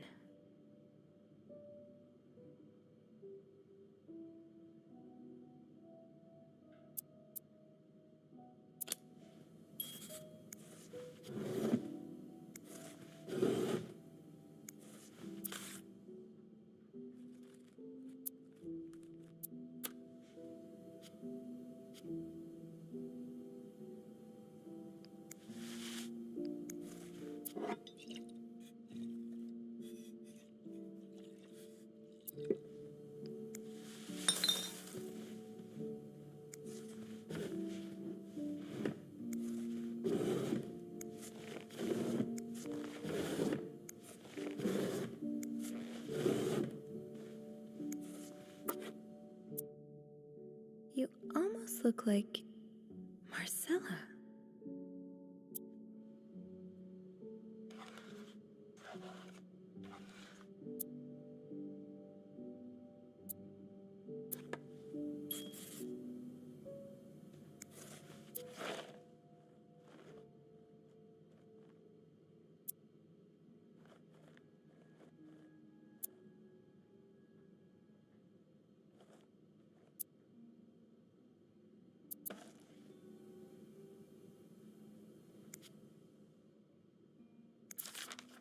Oh, Michael. Adults can be so confusing. I promise it's not you.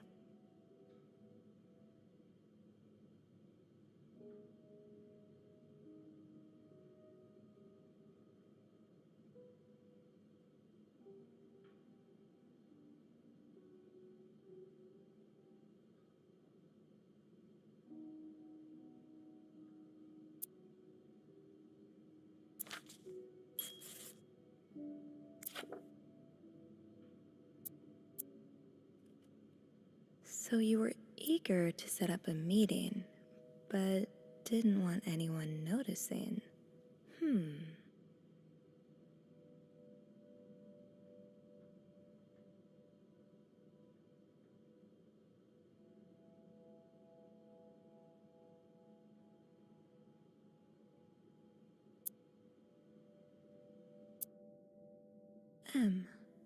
Did Marcella send this?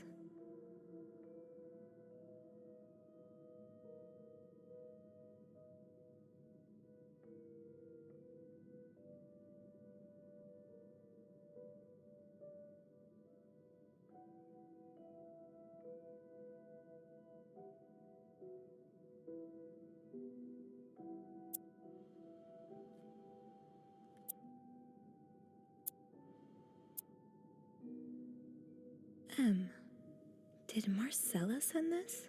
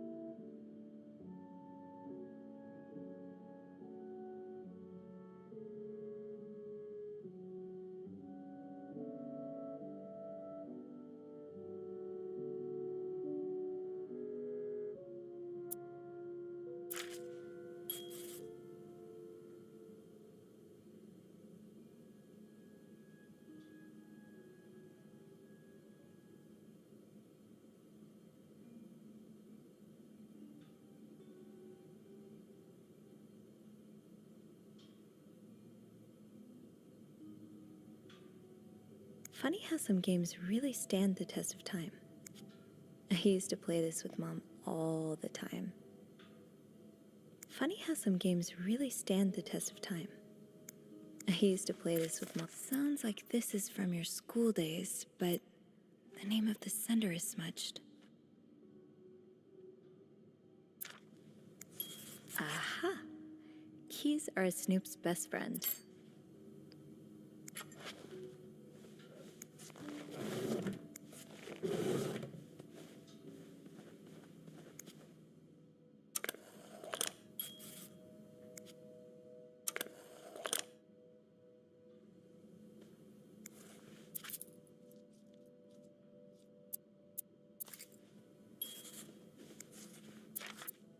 So a husband can abuse his wife and just get away with it? And people like Linda still think divorce is wrong? Ugh.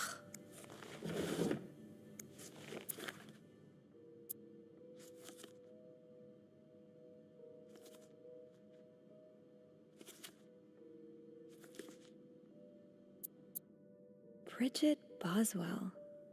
Didn't I see that name somewhere earlier? Bridget Boswell.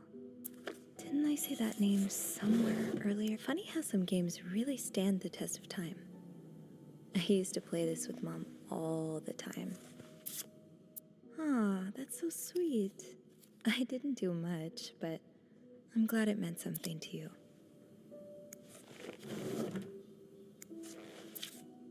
That look in your eyes. What does it mean? And who is this from?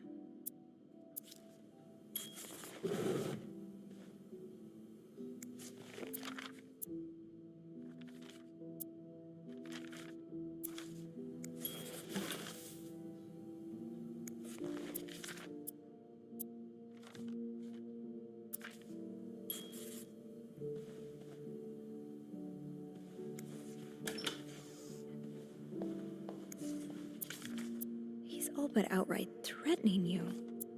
Oh, I hope you can stay as far away from him as possible.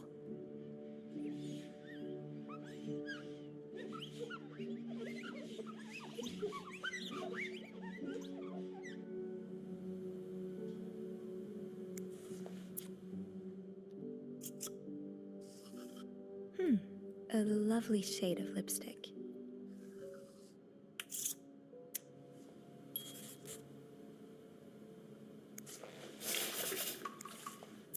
Looks like someone grew tired of looking at your face, Mr. Beaumont.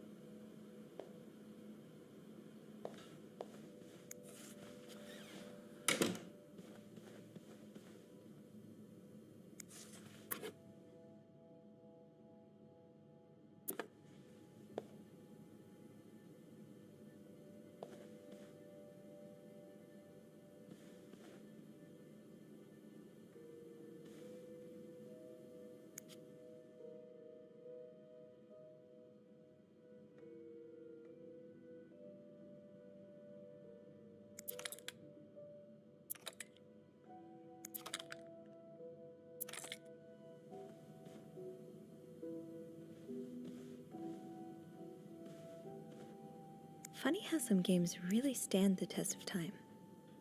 I used to play this with Mom all the time.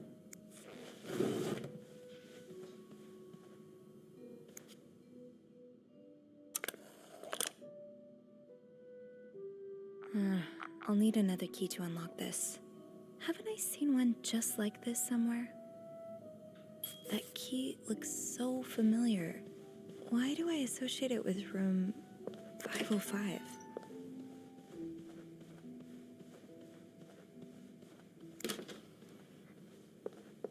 Think, Sophie. Where have you seen a key like that one before? In a safe?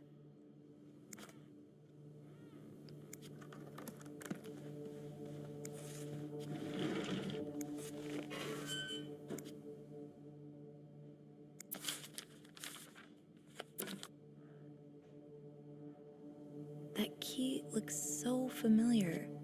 Why do I associate it with room 505?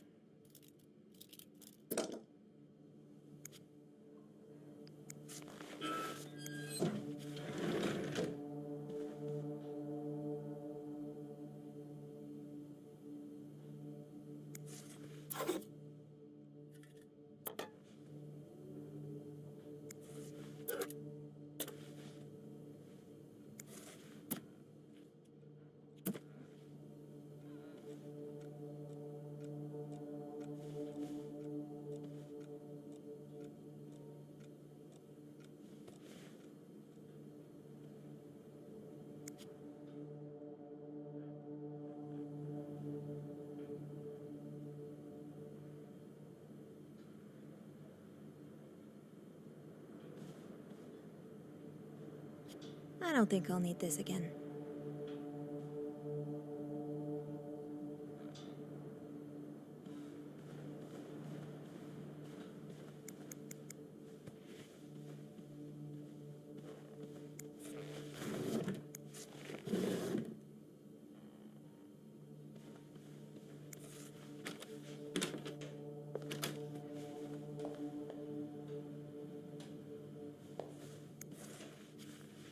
Think, Sophie.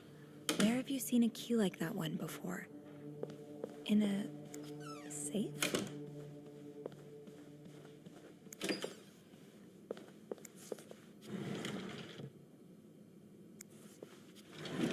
That key looks so familiar. Why do I associate it with room 505?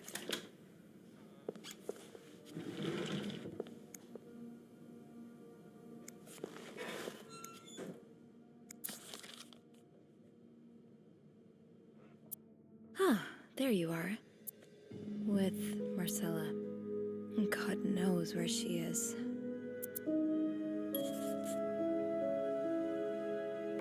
Clarington Hotel reception desk, Andrew speaking. Hey, Andrew. Sophie, crazy timing. I've got something for you. Oh, what is it? I heard a certain Mr. Cruz and a Mr. Morgan had an argument yesterday evening. Really? Who told you that? Jacques did. Apparently, it got so heated he had to get involved. And it sounds like we were on the right track, because he heard a particular word thrown around quite a lot. Can you guess what it is?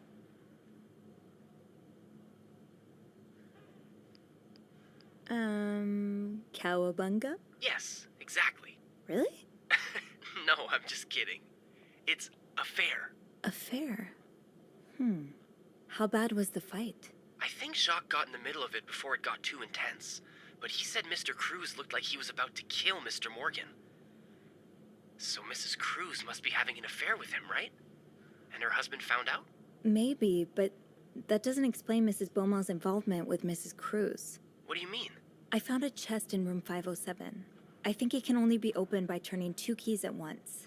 I found one of them in Mrs. Beaumont's things. What about the second one? Well, I remembered seeing a similar key in one of Mr. Morgan's stocking pictures, so I went back to check. Mrs. Cruz wears it as a pendant. It looks identical to Mrs. Beaumont's key. Let me get this straight. Mrs. Beaumont and Mrs. Cruz own identical keys that open a chest with 2 locks? Okay, there's definitely something going on between them. I think Mrs. Cruz and Mrs. Beaumont might be the ones having the affair. Really? Well, it is the 1950s after all. I guess anything's possible. Did you find any clues that might support this? Nothing concrete. I mean, I did find a letter that suggests they may have gone to college together, but they could just as well be good friends, right? Yeah, that's probably more likely. I guess we'd know for sure if we could have a look at that chest, but I don't think I'll be able to open it. I've looked around room 509. I would have seen the second key if it was there. Mrs. Cruz must have left with it this morning. Probably. We were so close. I can't believe it all ends here. Well, if you get me a candle and some plaster, I may be able to do something about that chest. How? I'll tell you later, okay? Just find those things, and I'll meet you in the basement as soon as I can. All right. Thank you for not giving up. I would never give up on you.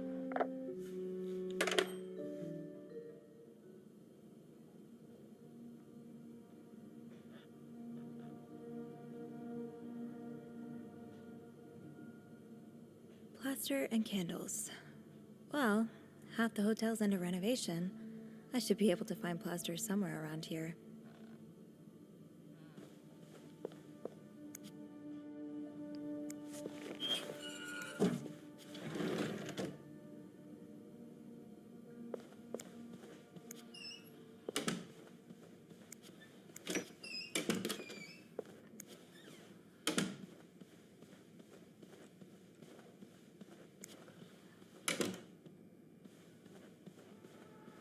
Great.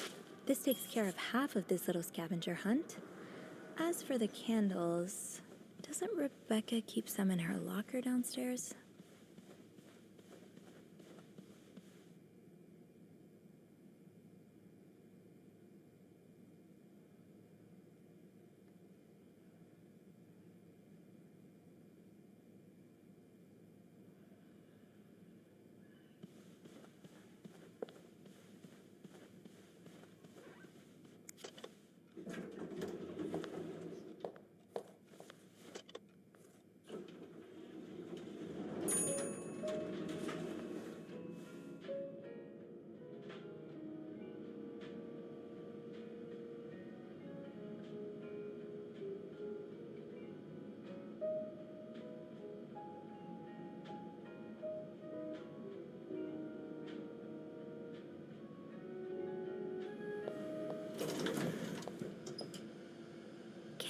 Candles, candles.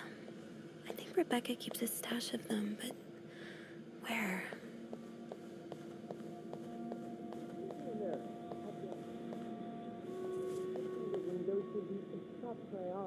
Oh, I very much like it. Gone. Disappeared.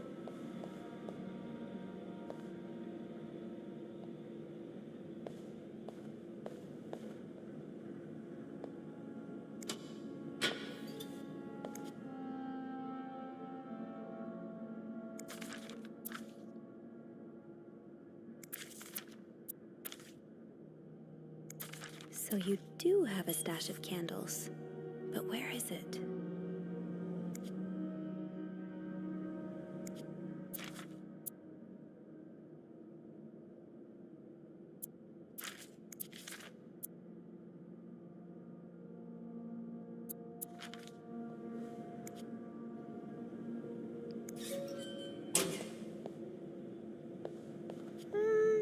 I'm good.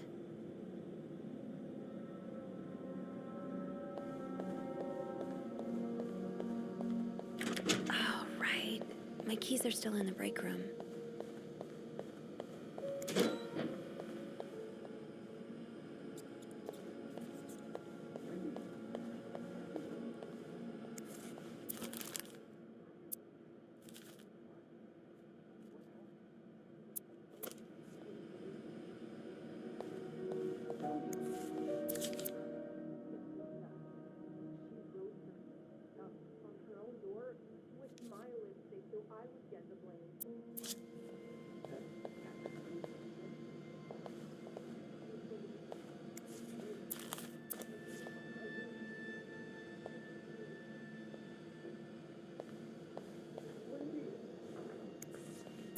This must be Andrew's current read.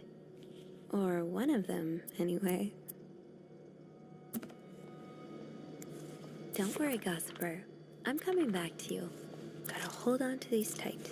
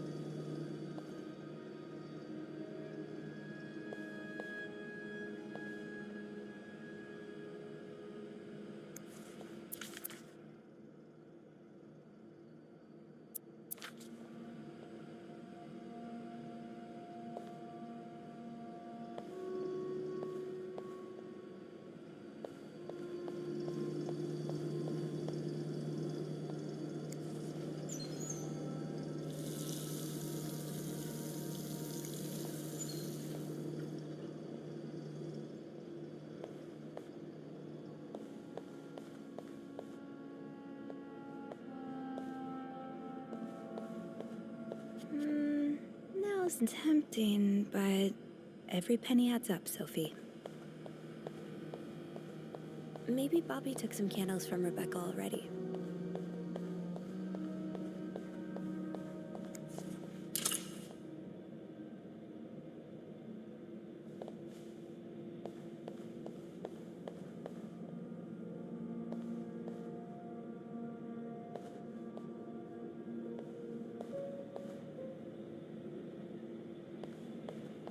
If Bobby has some of Rebecca's candles, maybe he kept them in his locker.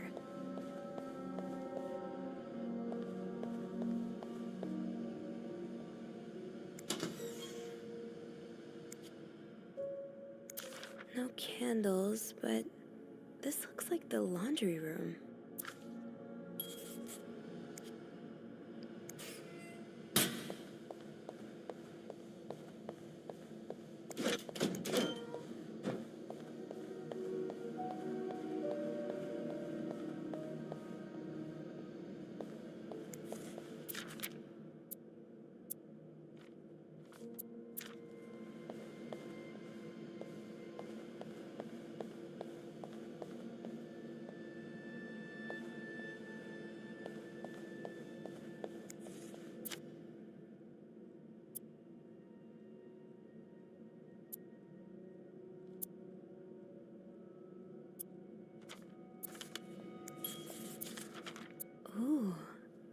this a movie script?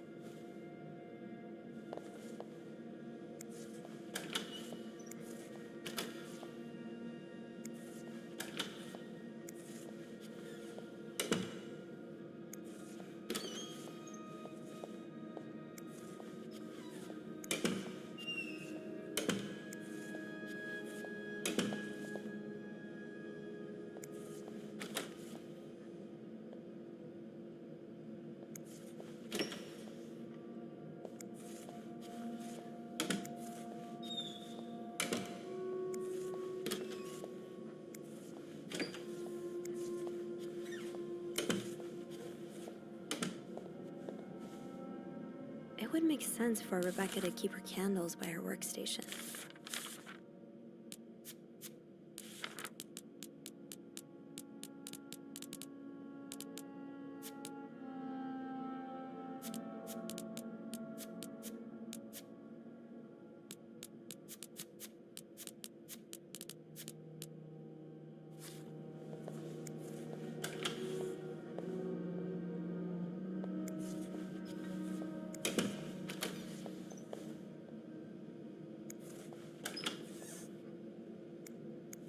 Stash uncovered. Got a candle. Now, what next?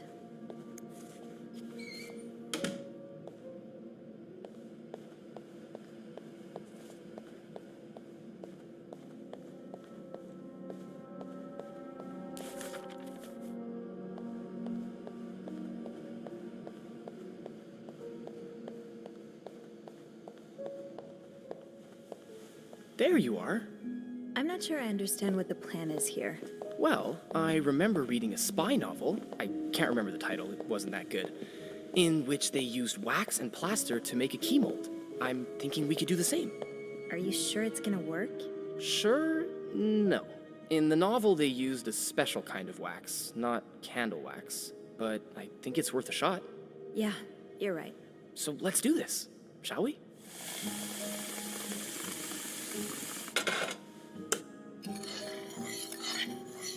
First step, pour the wax, I suppose?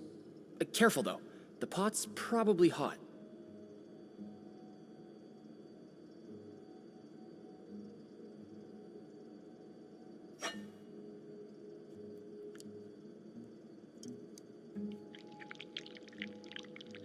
That's it. Nicely done. Next step, put Hold the on. key in the wax. That's not right? what's next. Looks good. Pretty sure you can take it out now. I think we're almost done. All that's left is to pour the plaster from the cup into the mold.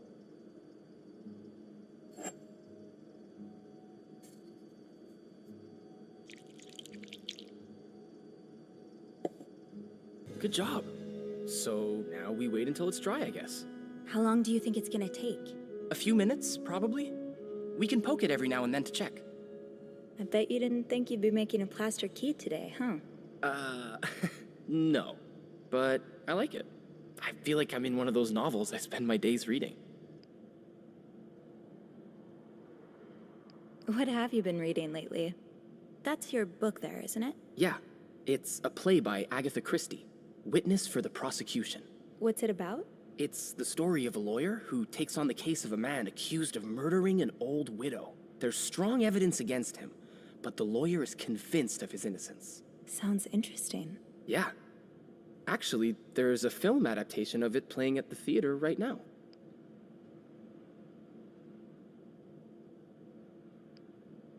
Oh yeah, it rings a bell. Have you seen it? No, not yet. I always prefer to read the book or the play before seeing the film. Hey, how about we go see it together?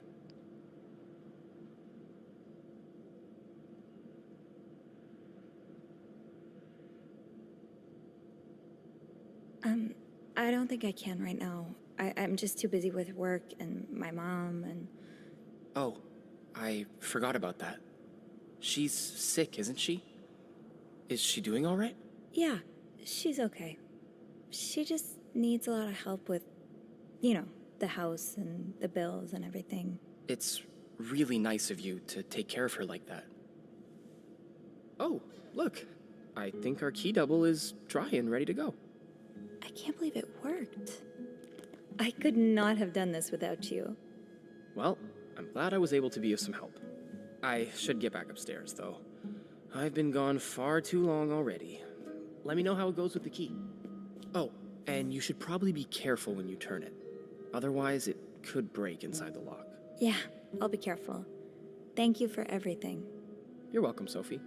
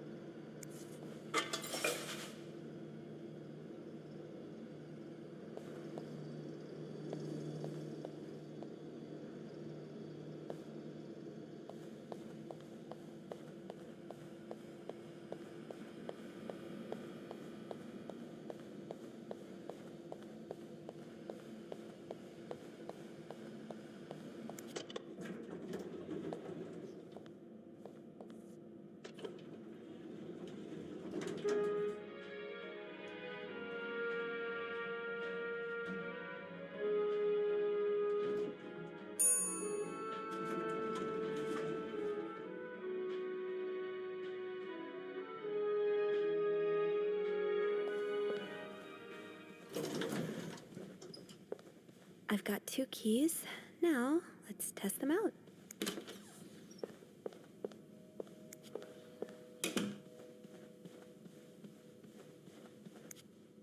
Be careful, Sophie.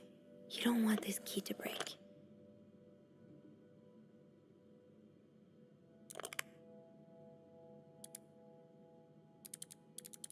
Oh, shoot.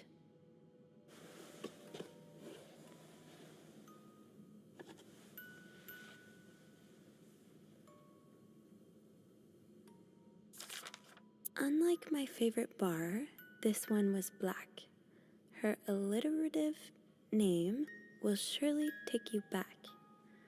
These two sure love their riddles.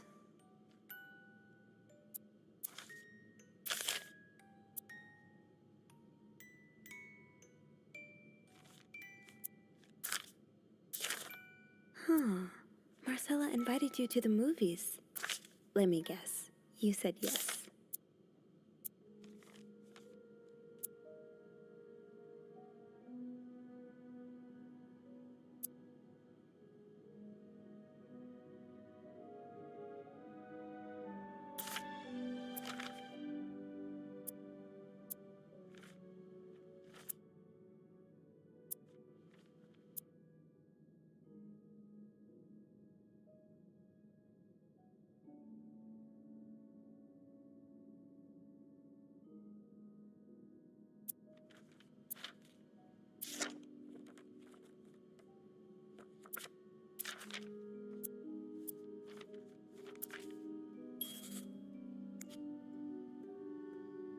Damn it.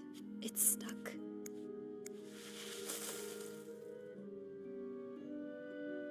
Damn it. It's stuck. Damn it. It's stuck.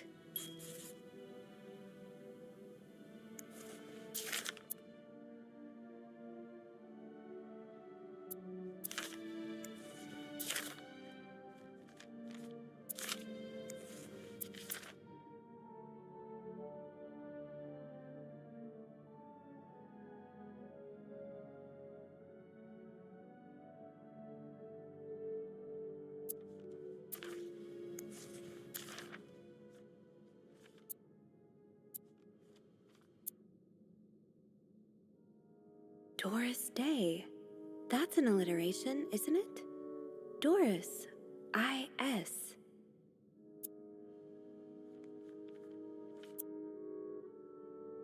Doris Day. That's an alliteration, isn't it? Doris. I-S.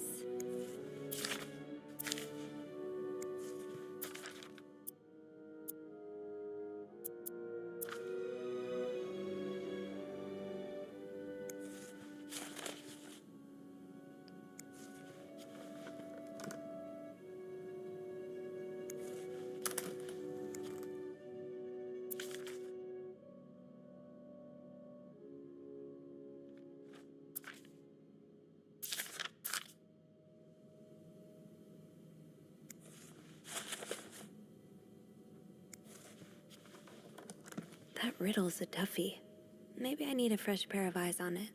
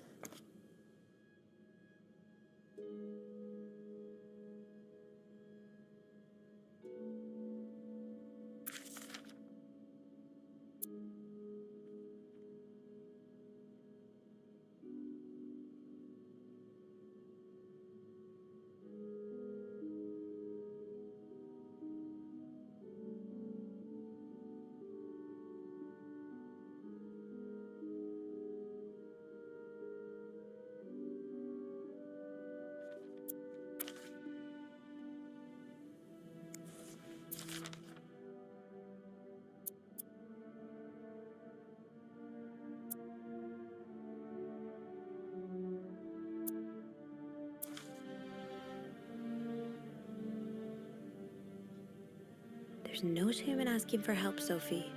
Two heads are better than one, especially when dealing with riddles.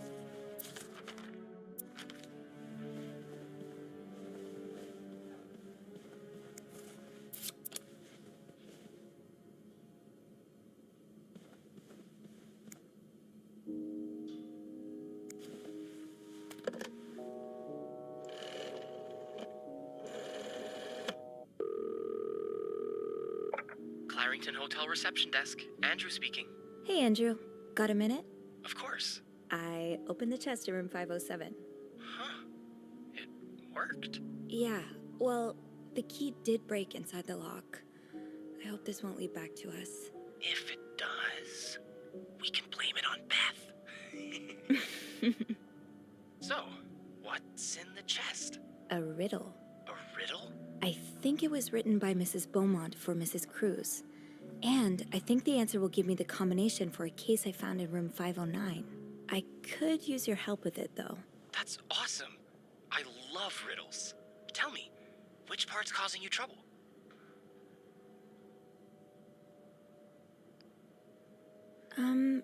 Her alliterative name will surely take you back. Intriguing.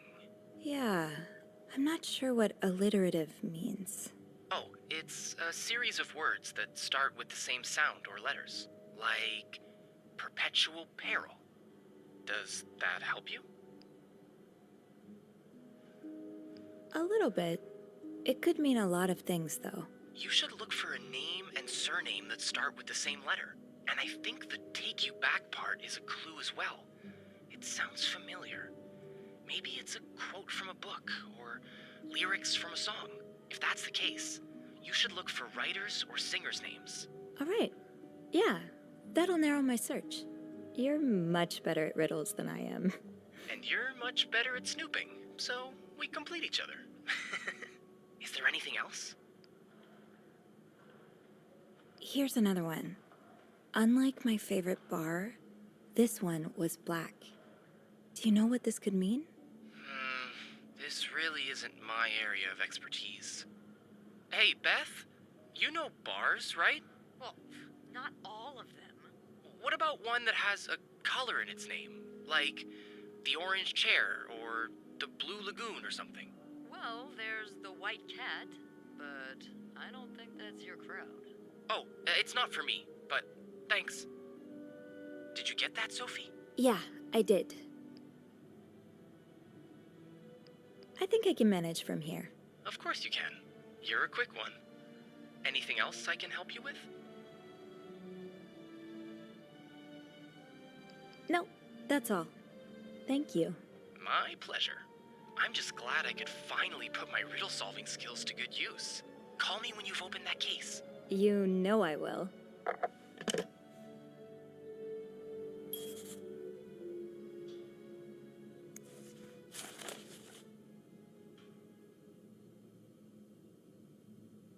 Unlike my favorite bar, this one was black.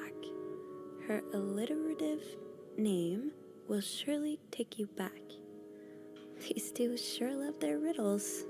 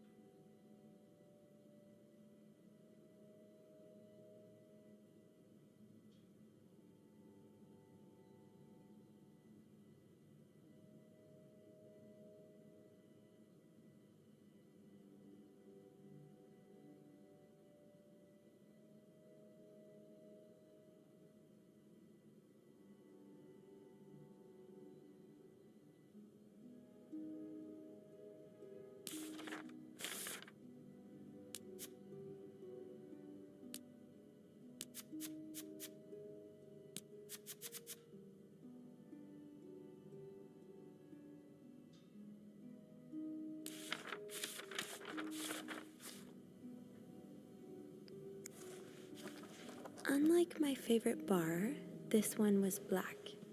Her alliterative name will surely take you back. These two sure love their riddles. I should wait till I have more to report before calling Andrew.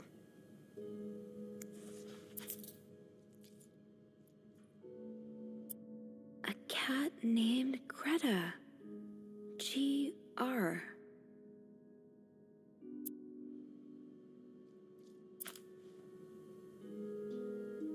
So GR from Greta and IS from Doris. Gree? Could that be the code for the case on the bed in 509? It's worth a try.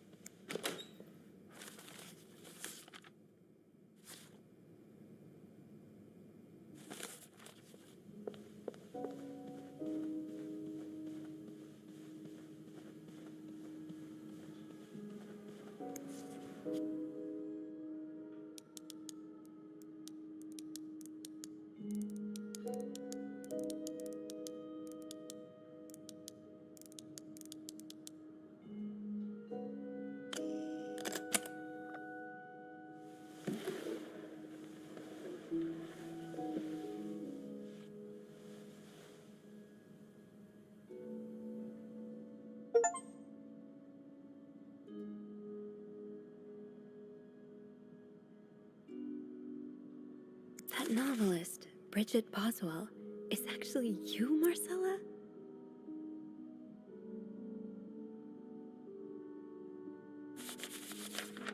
Oh, so you came to Montreal under the pretense of celebrating your wedding anniversary, but all along, you meant to reunite with Anne.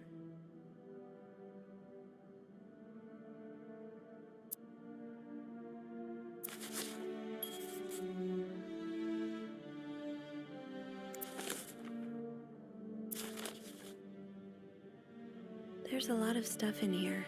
I don't think I've looked at everything yet.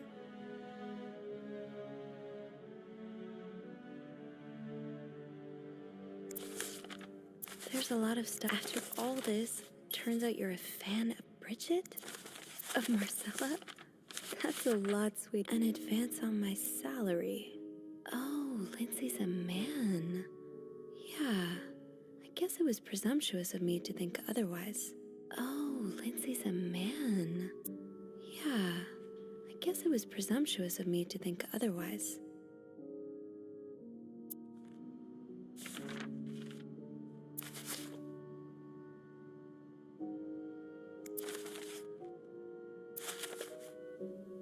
So this was all a story about star-crossed lovers, with the lovers in question being Mrs. Beaumont and Mrs. Cruz? Seems like it, yeah. But I'm not sure whether they chose to meet here just to reconnect for a few days, or if there's something more to it. Actually, I think I can help with that. Really? How? Well, some mail just arrived here for Mrs. Beaumont. You've opened it, right? What? Of course not. I mean, it's illegal. Aren't you intrigued? Of course. But I can't just... Oh, all right. I'll open it. I'm a bad influence on you. Well, you've been doing all the snooping so far. It's about time I take a little risk, too. So, what's in it? It's a tourism pamphlet for California and 3 train tickets. What do you think this means? I'd say Anne and Marcella are probably planning to run away from their husbands. Those train tickets must be for them and Michael. So you're on a first-name basis now, huh? Well, after reading so much of their correspondence, I kind of feel like I know them, you know? Yeah, like characters in a book. I have to say, though, I'm still a bit confused as to how Paul fits into all of this.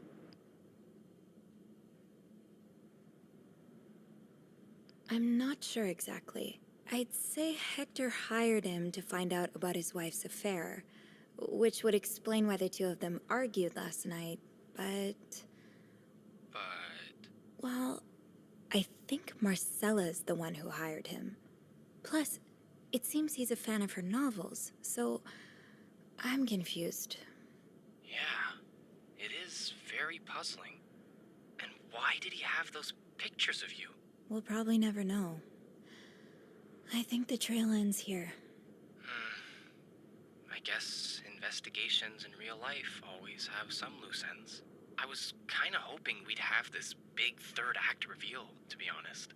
At least it made our day pretty interesting. That's for sure. It helped me understand you better, too. Oh? Why you snoop, I mean. Piecing together people's stories, learning what makes them tick. It makes you realize we may have more in common than it seems. You're right. It's a good reminder that there are always reasons for the way people are, even if we can't pick up on them right away. Yeah, we're all made up of what came before. I'm glad you understand where I'm coming from. Would you come and see me when your shift ends? We could leave together, if you'd like. Sure. If we're able to. With all that snow, I'm thinking maybe we'll have no choice but to spend the night here. I guess that wouldn't be so bad. We could set up a pillow fort on the mezzanine. A pillow fort? We do work in a hotel, you know. There are actual beds here. Oh, I wouldn't be sleeping. I've got a reading list the size of the Eiffel Tower. This would be the perfect chance to put a dent in it. That does sound like fun. I could bring my magazines and, ooh, maybe light some of Rebecca's candles. Now I kinda hope we do get stuck here.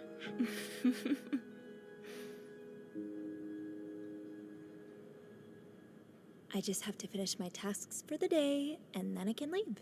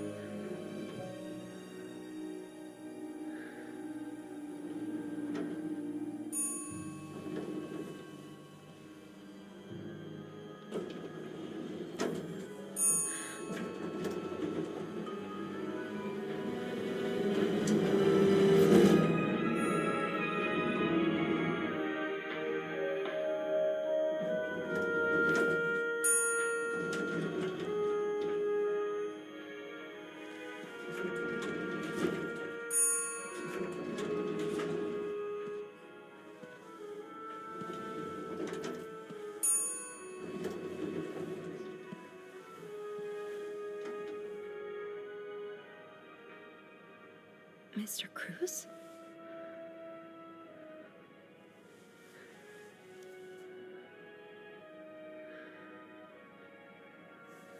Mr. Cruz. Oh, God. Oh, God. What happened?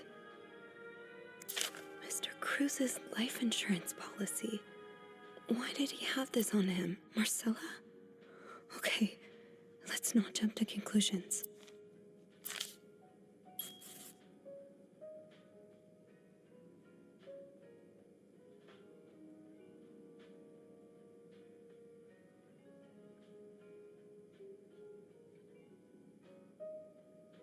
Is this about Paul? Does that mean...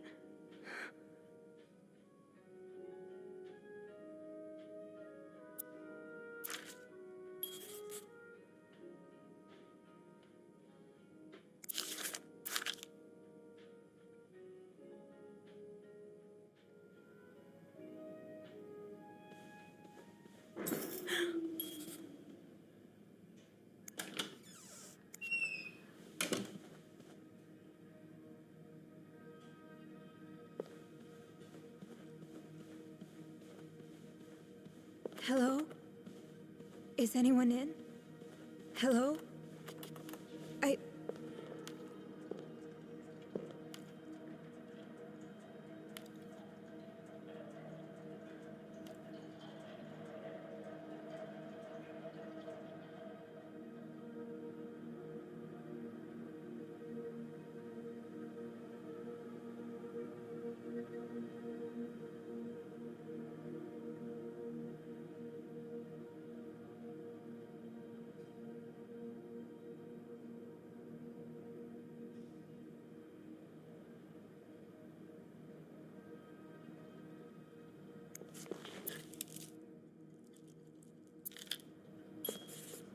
Should I hold on to this, maybe?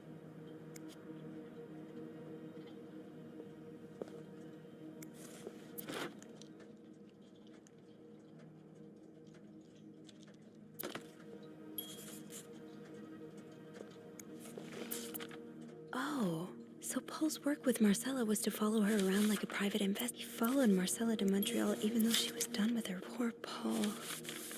At 9:45? Looks like Paul had to stop writing in a hurry. What happened? I was listening to the radio at the time. Did the music drown out the noise?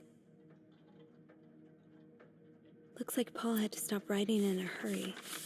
What happened? I was listening to the radio at the time. Did the music drown out the noise?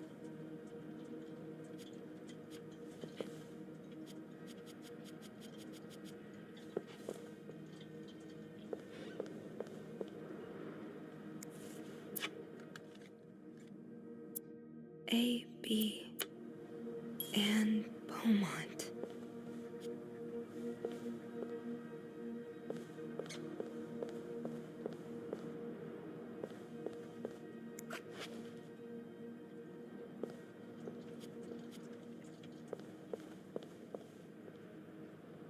I have to get the power back on.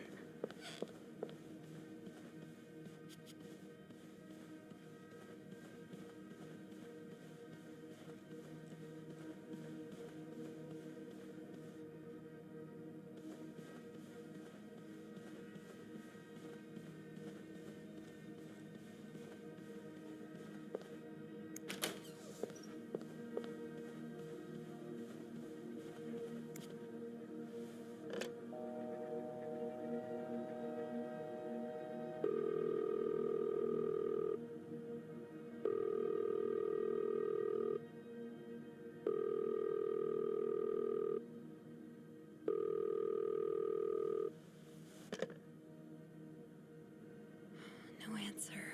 Andrew must be busy trying to restore the power in the lobby.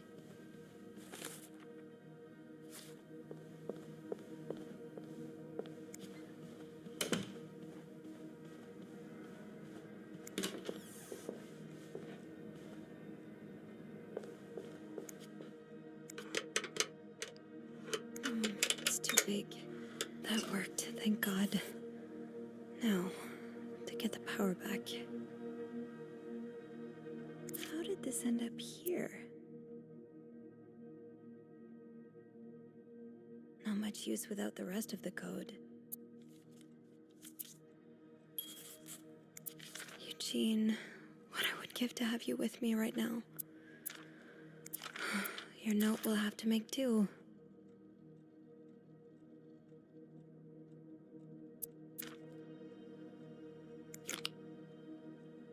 How does Eugene do this again? Fuses. I probably need new fuses. How does Eugene do this again? Fuses. I probably need new fuses.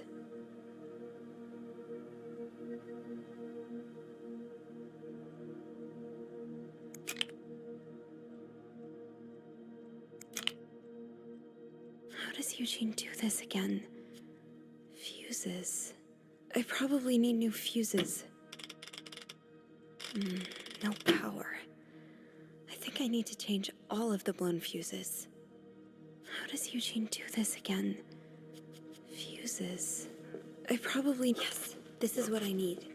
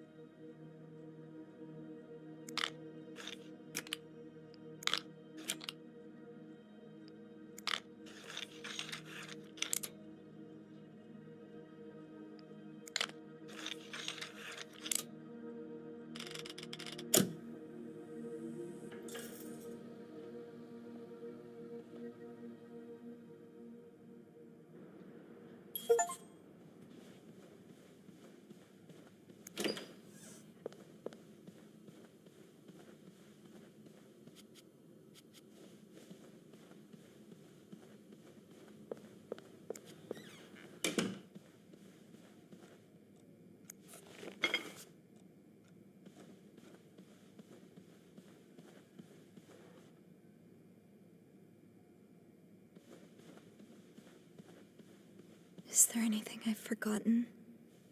Once I leave this floor, I probably won't be able to come back.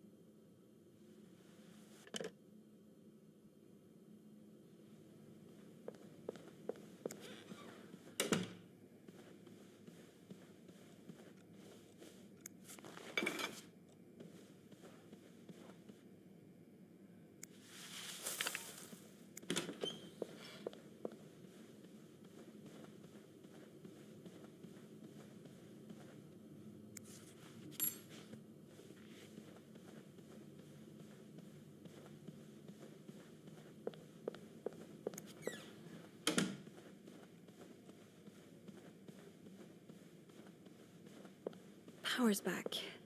Now I should go down to the lobby. Call the police.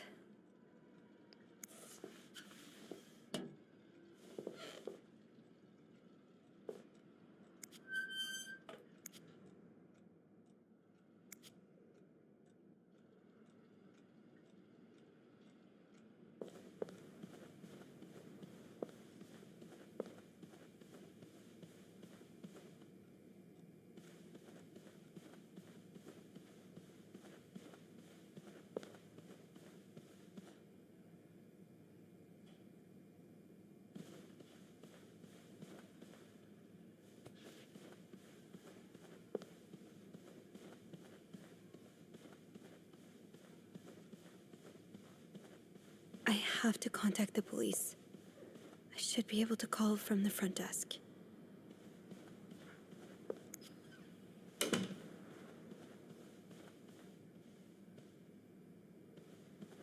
I knew blocking the stairs would be a bad idea.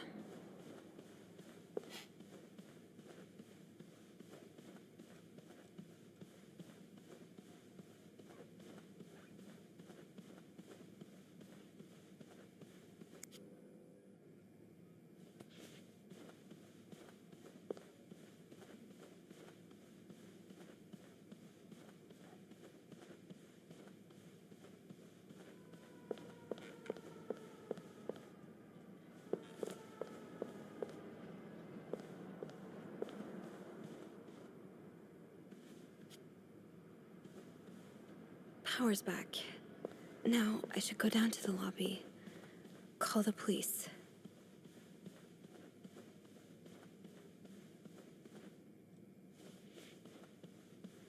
Hello? Is anyone in? Hello?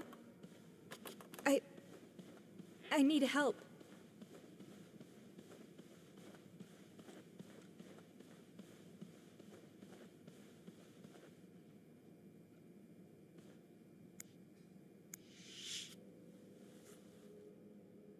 I'm sorry. I'm sorry. I'm so sorry.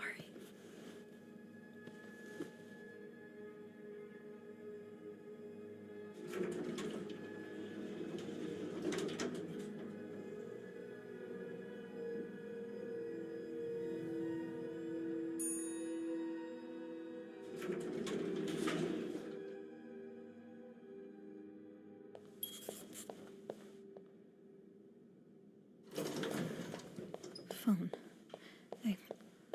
I need a phone. Andrew?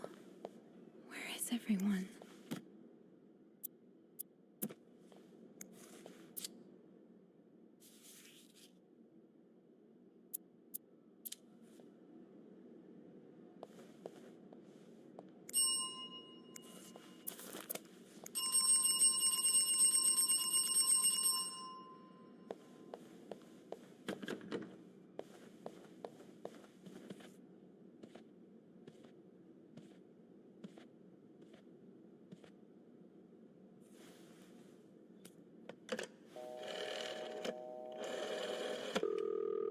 Montreal Police Service, Station 22.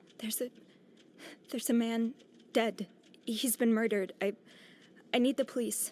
Please stay calm, ma'am. Where are you right now? The lobby, but the body, it's upstairs. Can you give me the address, please? Oh, 1178 Drummond Street. All right, ma'am. Officers are on their way. Thank you.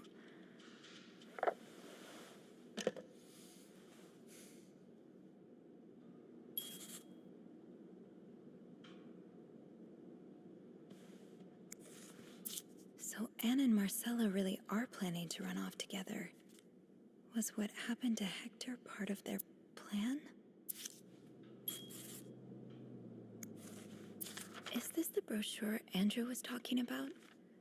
The one that came in the mail for the West Coast. That's about as far from Montreal as you can get without crossing an ocean. Why does the VIP want to meet with Paul? Maybe he fell for his role-playing and wants to hire him as a private. Bernard really wants Paul out of the hotel.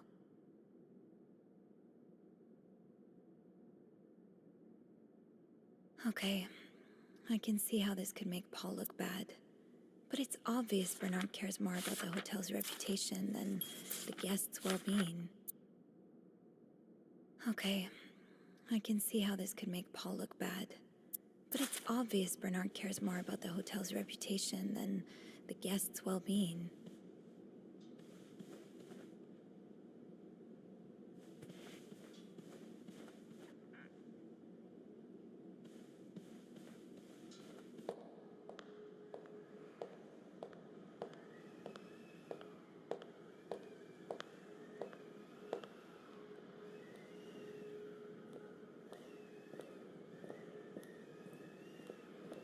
Hey, you're here.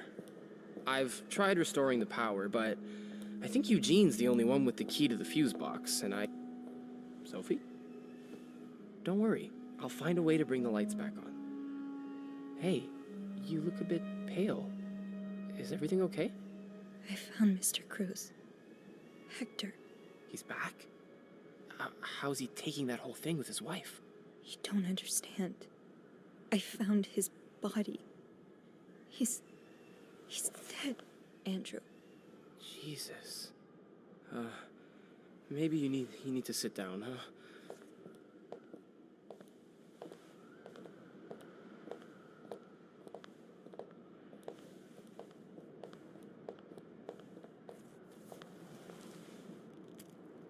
Did you call the police? Yeah, They're on their way. What happened? Was he sick or something? No, I don't think so. Someone did this to him. You mean... Jesus. Do you think it could be Paul? I found something on Hector that would point to that. Yes. On Hector? You mean... You've touched the body? I mean, yes. Kind of. Okay. Not a great idea, but we'll figure something out. Just maybe don't mention that to the police, hmm? What did you find? I found out Hector was trying to get some information on Paul. Plus, we know they fought yesterday, so maybe there was another altercation and Jacques wasn't there to intervene this time. Yeah, maybe it's an accident. Maybe Paul freaked out and fled the scene. He may have spent some time in a psychiatric hospital, but that doesn't mean he's some dangerous psychopath. I think I know what you mean. It would be so easy for newspapers to turn this into a cautionary tale on the dangers of crazy people. Exactly. And it would give Bernard and his pals all the ammunition they need to fight the construction of the new hospital. Those places, they have a bad rep, but the good ones, they can really help people. But wait, how do you know about Paul's mental illness? I don't remember mentioning it to you. Oh, look, I really should have told you before. It's just, when I was 19, I studied to be a priest. But I felt so lost. I couldn't enjoy the things I used to like. I could barely get myself out of bed. So I ended up going to a psychiatric hospital. The same one as Paul, I suppose. Mm-hmm. The doctors, they helped me get back on my feet. But when I returned to my hometown, it was like I had become a complete stranger. My mother kept telling me I was making it worse in my head, but I swear, people were changing sidewalks when they saw me, looking at me as if I was this dangerous creature all of a sudden. That's why I didn't tell you. I was afraid you'd look at me like they did. I'm sorry. You don't have to be sorry. I understand. You do? I'd rather not talk about it right now. That's okay. You already have so much on your mind. They're here. Promise me you'll be careful with the information you share. Yeah, of course.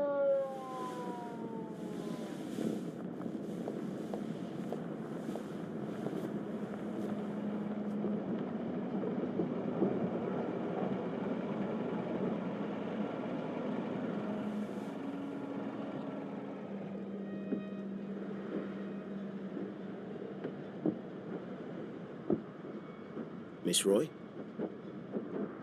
Miss Roy? Miss Roy! Oh, sorry. I was distracted. I really need you to focus right now. I don't want to be here all night, and I'm sure you don't either. No, I don't. So, as I was saying, we're trying to ascertain the circumstances of Mr. Cruz's death. Can you tell me how you came to find the body?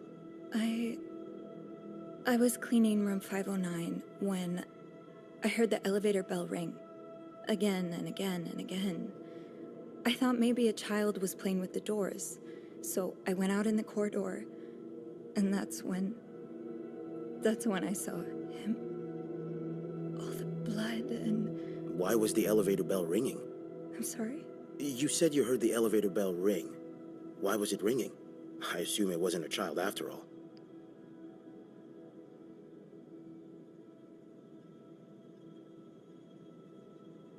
I'm not sure. I guess the doors must have malfunctioned. A malfunction? Is that something that happens often? Quite often, yeah. Eugene, that's our maintenance guy. He has to repair the elevator at least twice a month. We also have a lot of problems with the electricity and the plumbing. It's an old building, you know? I'll have someone take a look at that elevator. If there was a problem with it, surely they haven't gone around to fixing it yet. No, probably not.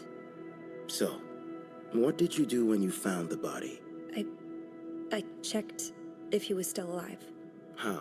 I tried to find his pulse, but there wasn't one. Is that when you moved the body? What do you mean? We've found evidence that the body first fell inside the elevator, but was then moved out of it. Mr. Cruz was halfway inside the elevator when I found him. Since the stairs are blocked because of the renovations, I had no choice but to move the body to leave the 5th floor. So that must be why the elevator bell was ringing. Mr. Cruz's body was preventing the doors from closing. Oh, yeah, you're right. I'm sorry, I hadn't thought about that. What did you do after that? Well, that's when the power cut. So I had to go to the janitor's closet. To access the fuse box. Exactly. I changed a few fuses and turned the power back on. But there's a lock on that box, isn't there? Did you have the key?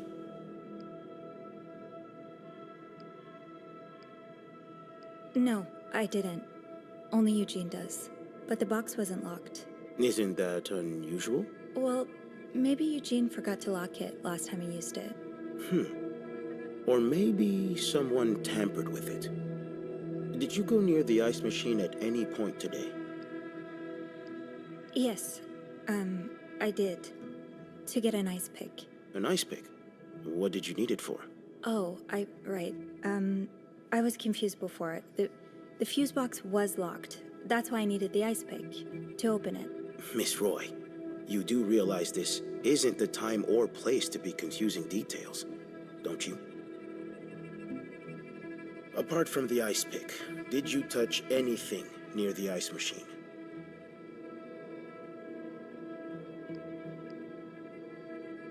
I might have touched a few things. Just to figure out what had happened to Mr. Cruz. Of course you did.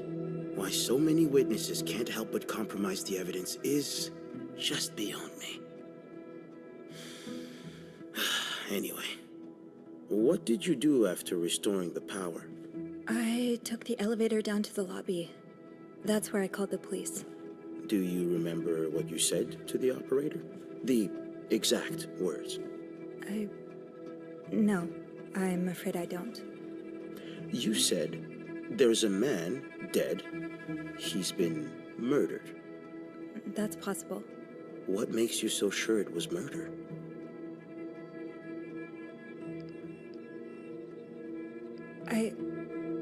I've been snooping around the guests' rooms. I didn't think you'd admit it. You knew already? We found pictures of you snooping around. Oh. Now, unless you want me to arrest you for violating your guest's privacy, I suggest you tell me everything you know. All right. We've learned from one of your colleagues that the victim had a fight with a guest named Mr. Spade. What can you tell me about him?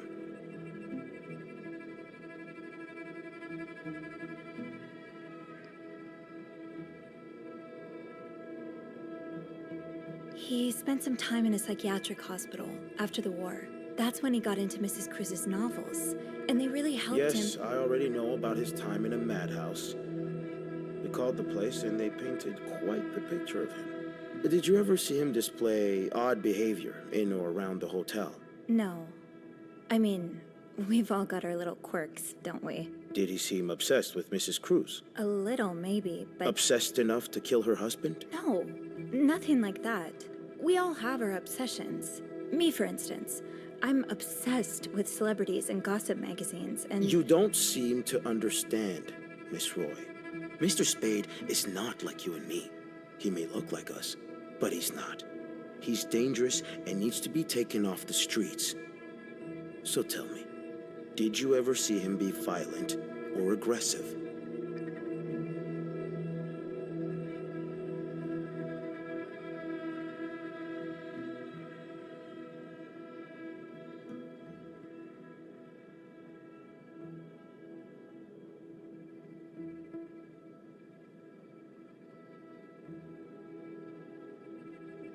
You're wrong. I beg your pardon? He is like us. We all struggle sometimes, some of us more than others, but there's nothing wrong with that. You may not have noticed, Miss Roy, but neither of us are in an insane asylum right now. He was brave enough to seek help. That doesn't make him a criminal. That doesn't mean he killed Mr. Cruz. You know, I'm starting to worry about your own mental state, Miss Roy, since you're so eager to defend— And I worry about your ability to do your job, Detective, since you seem to be such a— Enough! One more word, just one more word, and you'll be spending the rest of your night in a cell. Now get the hell out of here. I've had enough of you.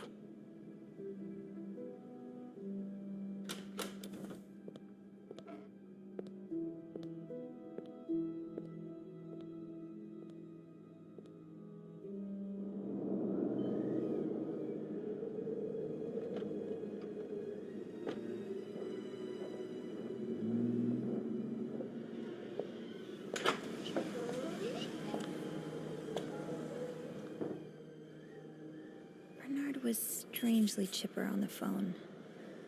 That can't be a good sign. I guess I'll know soon enough.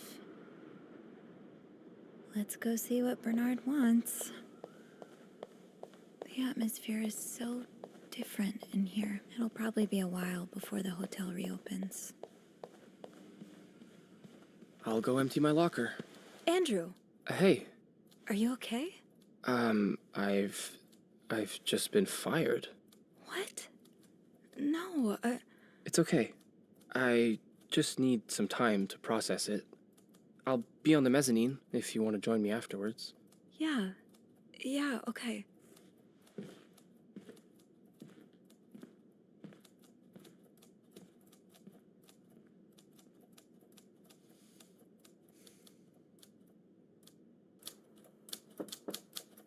Ah, Miss Roy. Come in.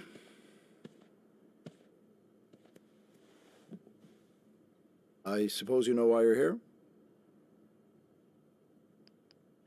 I would guess it has something to do with the murder. Well, you'd be right about that.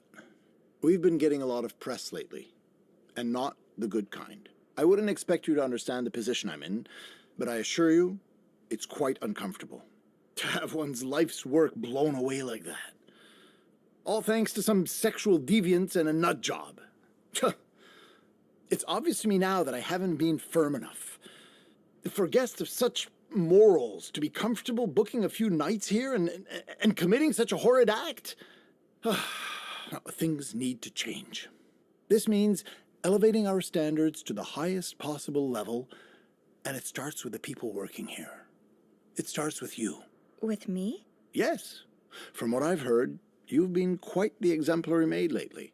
Clean rooms, satisfied guests. I take my job very seriously, sir. As you should.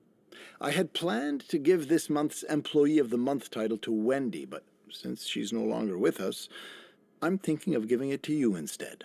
Really? You should know it comes with the responsibility of being a glowing example for other staff members to follow. Is this something you believe you can do?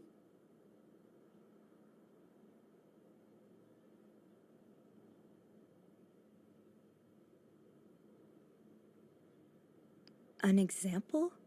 Me? No, I don't think I can.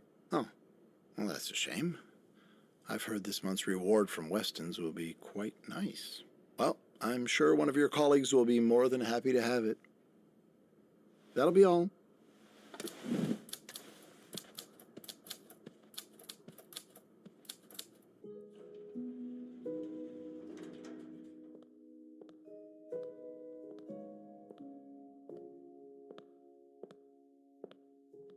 Hey, Hey, what a week. you don't say.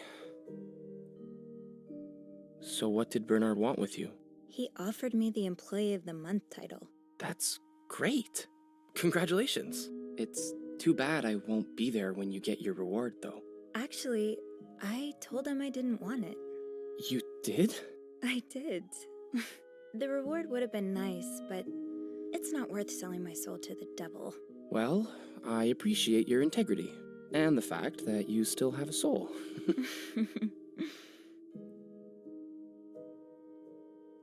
Did Bernard say why he was firing you? Well, I told him about my time at the psychiatric hospital. Really? Yeah. He said that that didn't fit with the hotel's standards and showed me the door.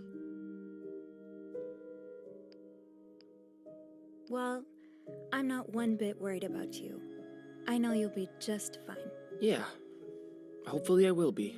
Think of all the good times you'll have away from Bernard. It's funny you should say that, because I was actually thinking I'd like being my own boss. I've had this dream for a while of maybe opening a bookstore. I can't say I'm surprised. It just makes so much sense. I'd be able to combine the two things I love most, reading books and helping people. Granted, helping people find books is a far cry from helping them find God, but... My mom likes to say, there's no job too small. Plus, just by the way you're talking about it, it's obvious it'd make you happy. And that's what really matters, I think. Yeah, you're right. Thank you. I'm really glad I have you as a friend.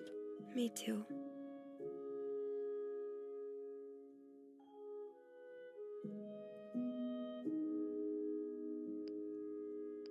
What do you think will happen to them?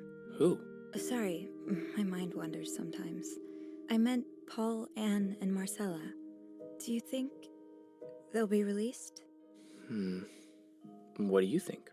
I don't know. I wish they'd get a happy ending, but I'm not sure it's that kind of story. I'd like to believe it is. I think Paul becomes a famed photographer. He gets his own studio and decorates it like a hotel bathroom. As for Anne and Marcella, they move in together. But they keep leaving each other notes in the vents. You know, for old time's sake. I like it. Maybe you should write that.